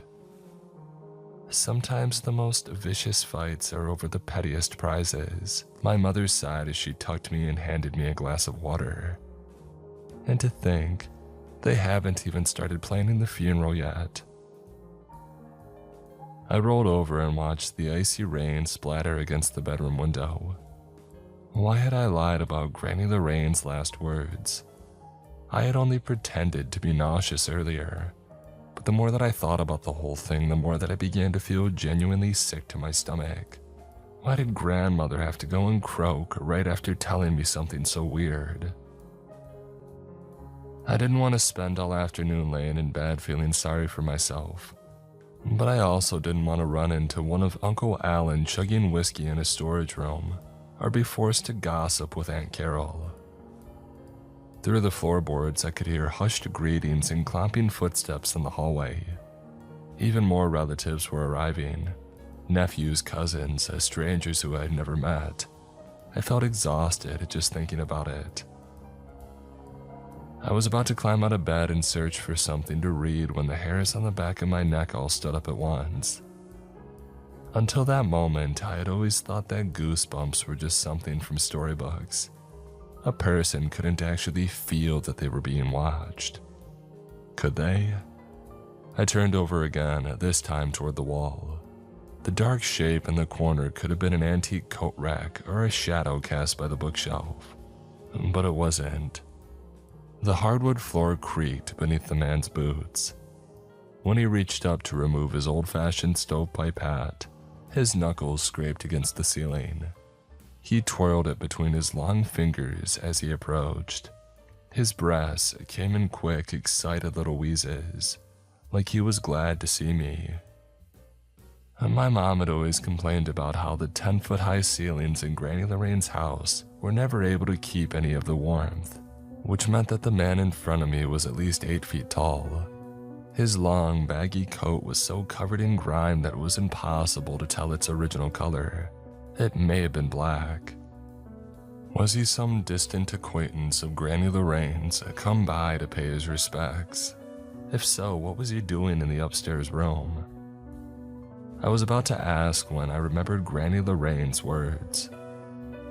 Don't talk to him, don't acknowledge him at all, and remember, the worst thing he can do is drive you mad. The stranger tiptoed closer. His spine bent grotesquely as he bent over the bed, observing me with wide, hungry eyes.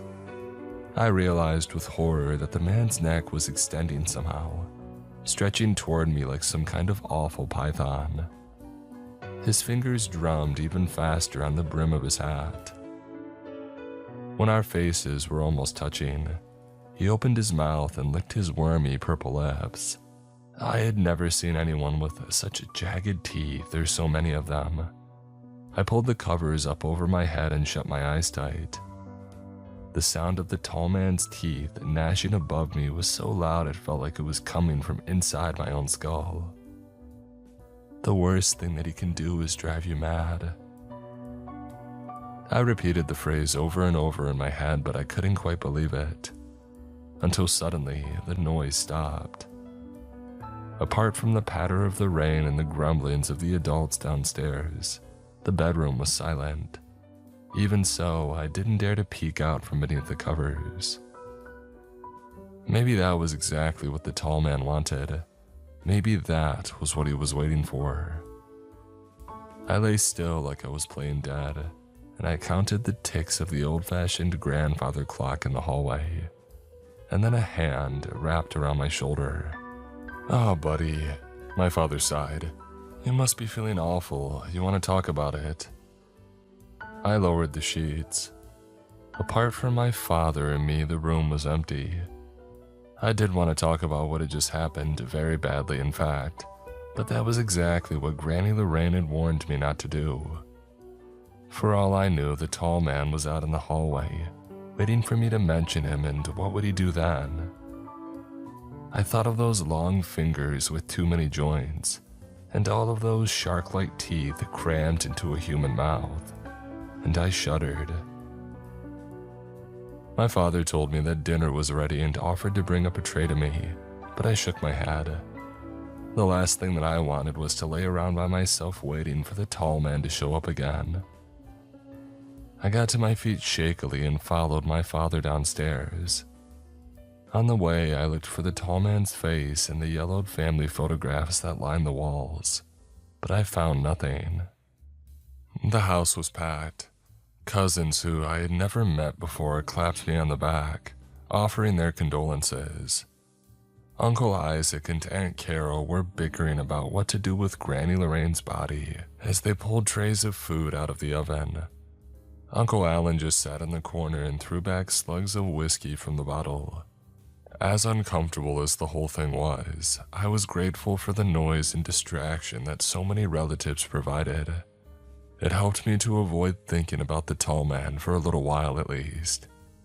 I ran into Uncle Alan outside the bathroom after dinner. From the cold sweat on his forehead and the sour smell in his breath, I figured he had been puking his guts out.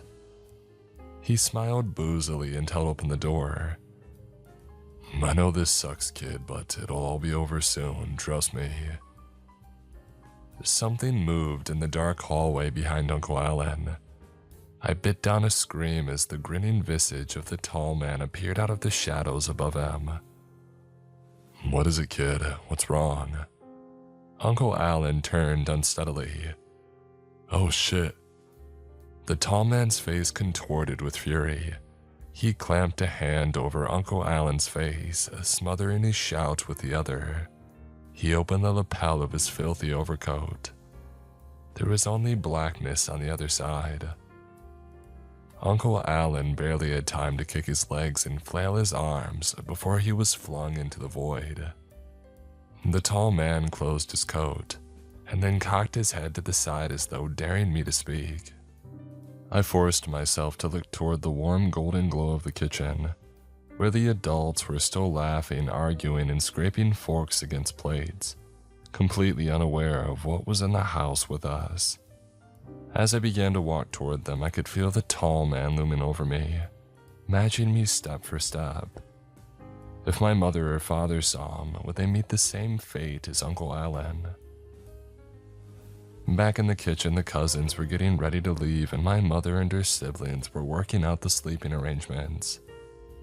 I begged my parents to let me sleep on a fold-out cot in the room, and they reluctantly agreed. I wasn't sure whether I wanted to protect them or whether I wanted them to protect me, but I hoped that there would be safety in numbers. Aunt Carol and Uncle Isaac would each sleep in their childhood rooms, understandably. Nobody wanted to take Granny Lorraine's. No one mentioned Uncle Alan. The cousins shuffled out into the night, most of them still stuttering about what a bunch of ungrateful city slickers we all were. I held out hope that I would see the tall man leaving with them, but there was no such luck. Unless I had just imagined him, he was still in the house with us. I stuck close to my parents that night. I wouldn't even go to brush my teeth alone. I caught my father whispering something about trauma or age regression. They probably figured that my strange behavior was a result of witnessing Granny Lorraine's death, and if so, that was fine with me. I lay awake in my lumpy cot long after both of them had fallen asleep. My mind buzzed with questions. Who was the tall man? What did he want? How would Granny Lorraine known about him in the first place? The branches scraping against the window panes sounded like his fingers, and whenever a draft made the door squeak on its hinges, I felt sure that he had come for us at last. When my eyes snapped open, it felt like I had only been asleep for a few minutes, but somehow I was certain that I had been asleep for much longer than that. My throat was parched, but I didn't dare to go for a glass of water. A light flickered on in the hallway. Someone coughed. Of course, Aunt Carol. When she couldn't sleep, she would smoke. I watched her shadow pass by the door. Seconds later, another followed after. Against my better judgment, I crept out of bed and peeked into the hallway. Aunt Carol was fumbling with the doorknob of her room. The tall man stood beside her, close enough to touch, like he was waiting for her to notice him. Should I warn her, or back away and hope that nothing happened?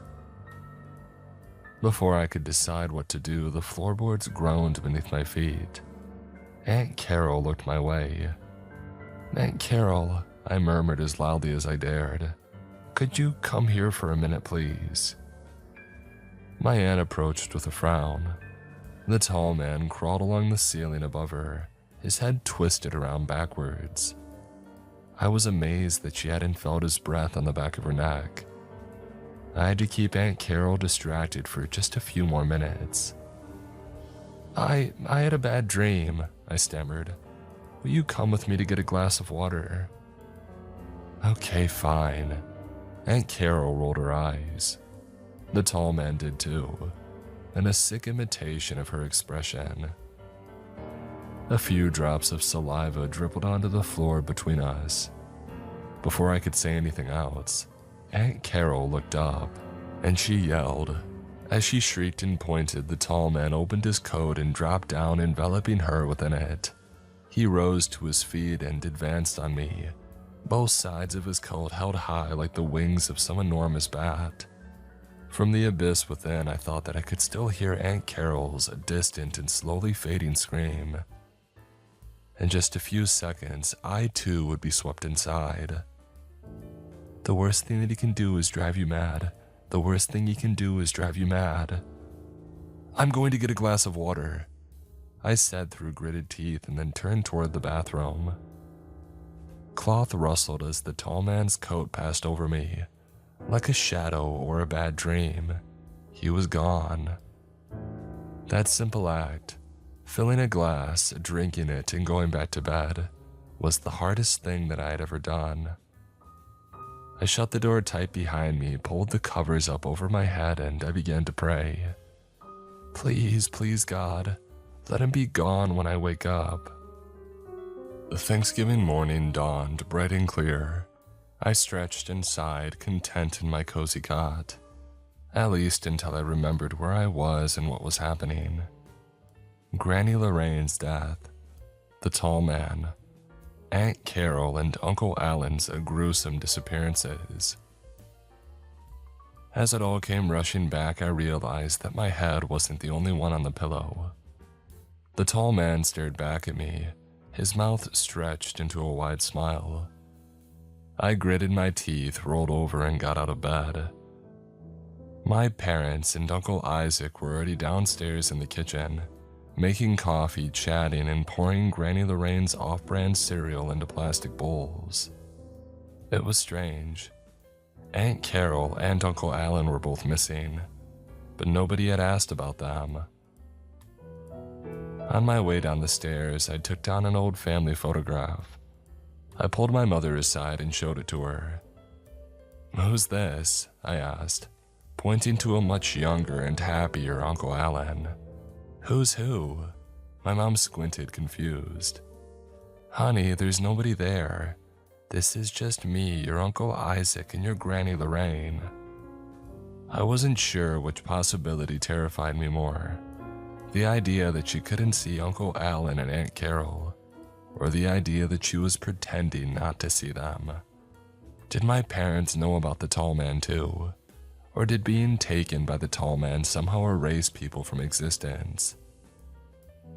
Either way, nobody included either Uncle Alan or Aunt Carol in the funeral arrangements.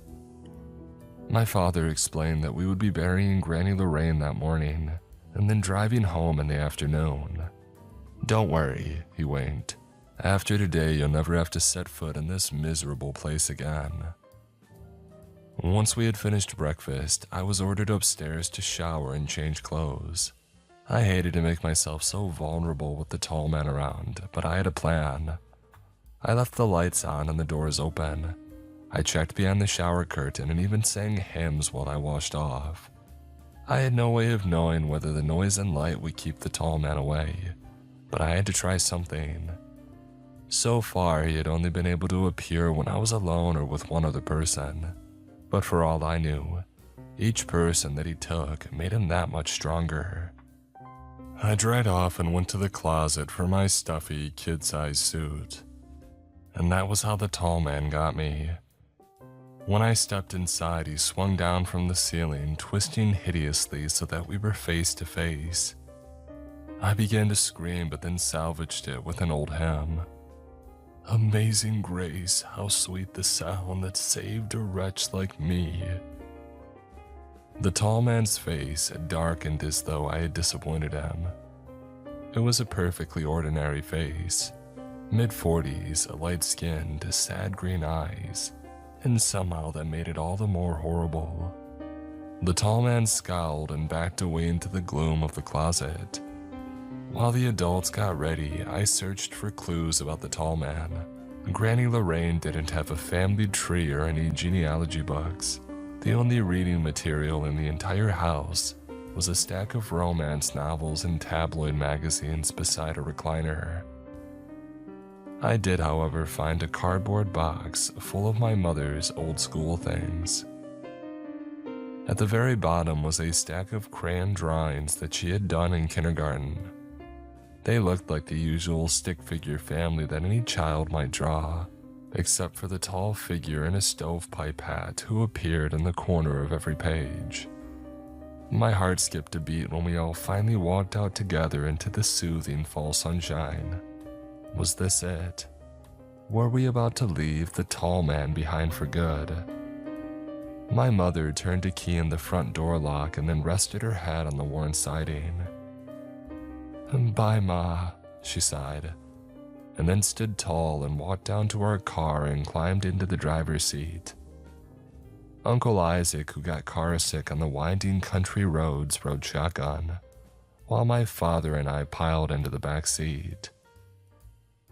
The engine turned over, and a few minutes later, Granny Lorraine's house was just a gray speck among endless fields of brown grass.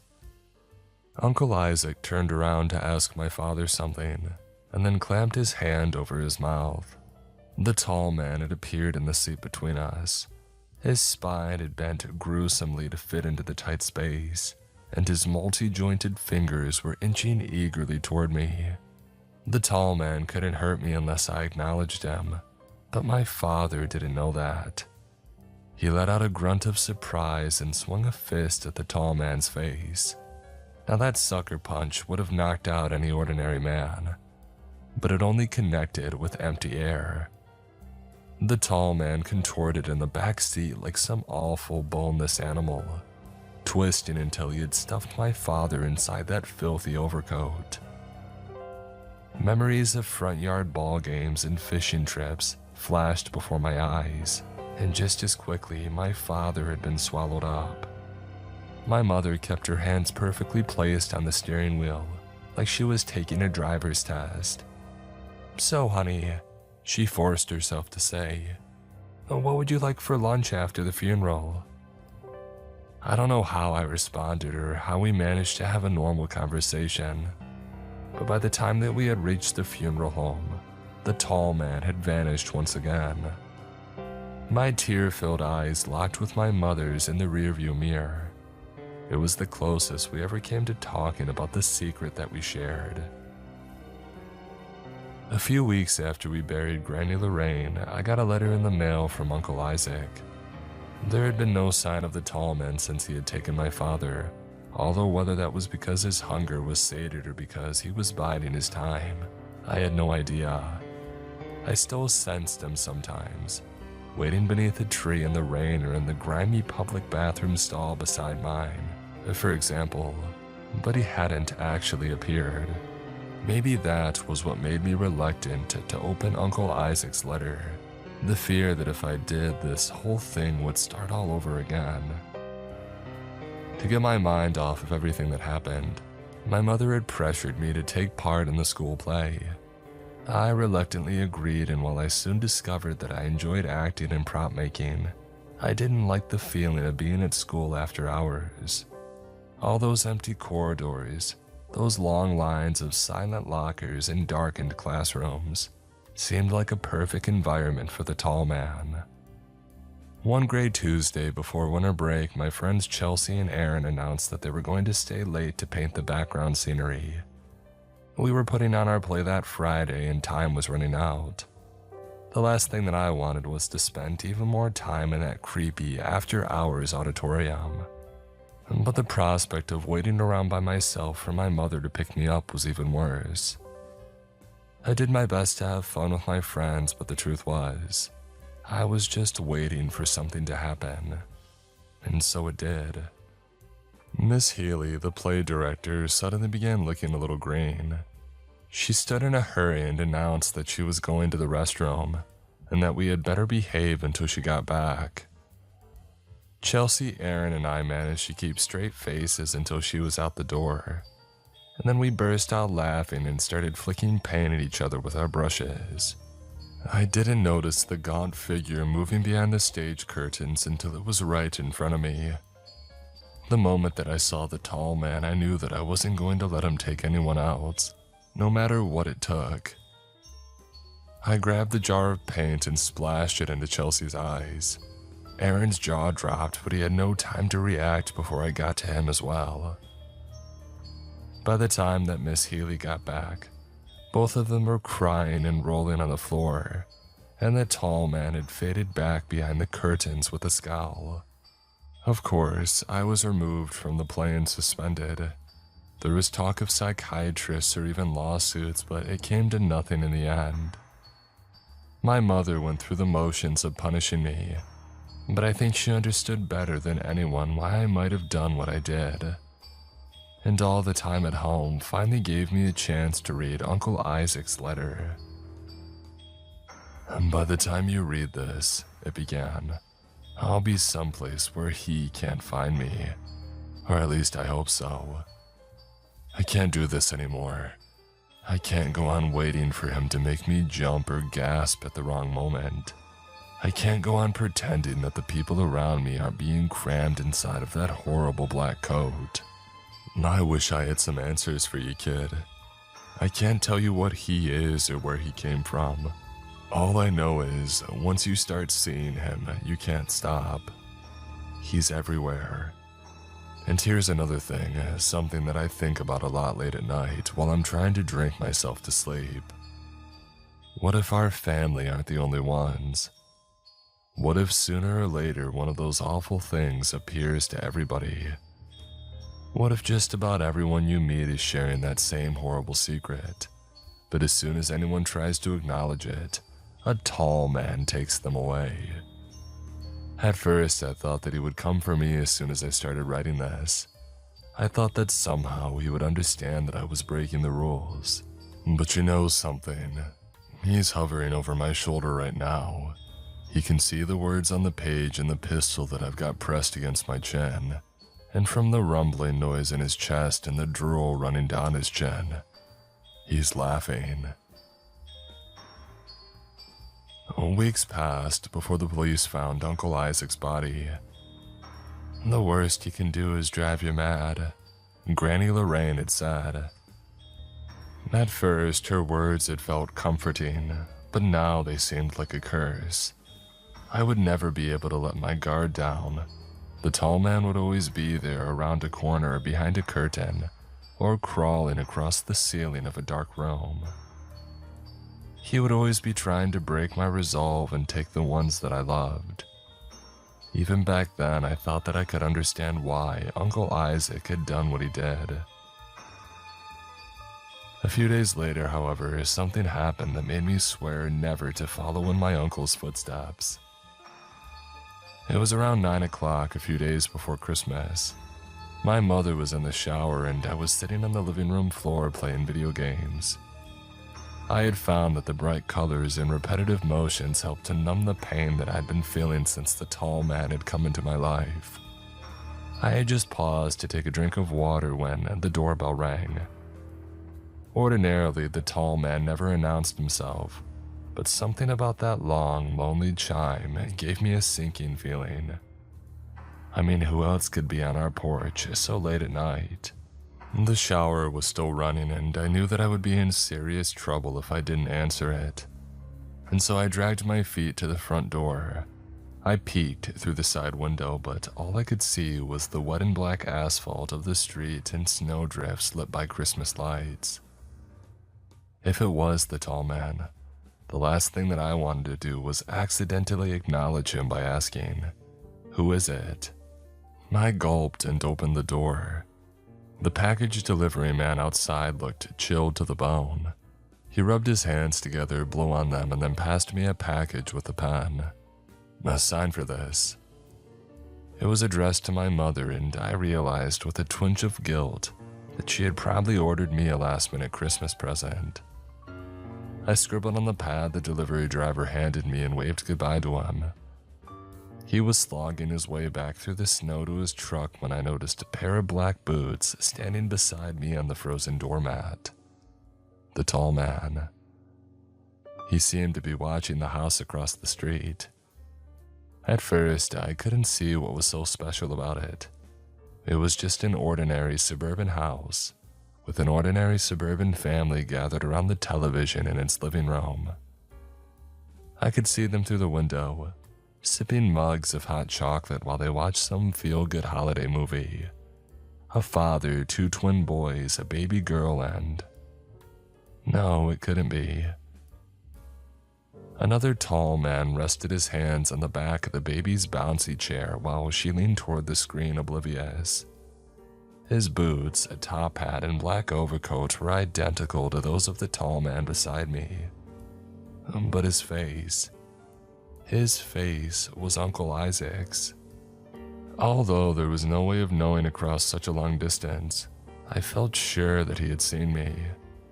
I bit my cheeks to mask the horror on my face and then backed through the front doorway as though I had done nothing more than collect a package. The tall man pressed his face against the window. He held a 5-jointed finger up to his lips and grinned. I turned away. When I glanced over my shoulder again, both of the tall men were gone. It didn't matter though. I knew that they would be back.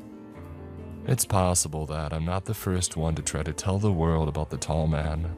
For all I know, all the letters people have written over the years all wound up stuffed into the void inside those long dark codes. And all the forum posts mysteriously disappeared into the black hole of cyberspace. For those who don't know, the truth sounds insane. For those who do, it's too dangerous to repeat. Maybe you have no idea what I'm talking about, but even if you've never seen a tall man, don't worry. Someday you will.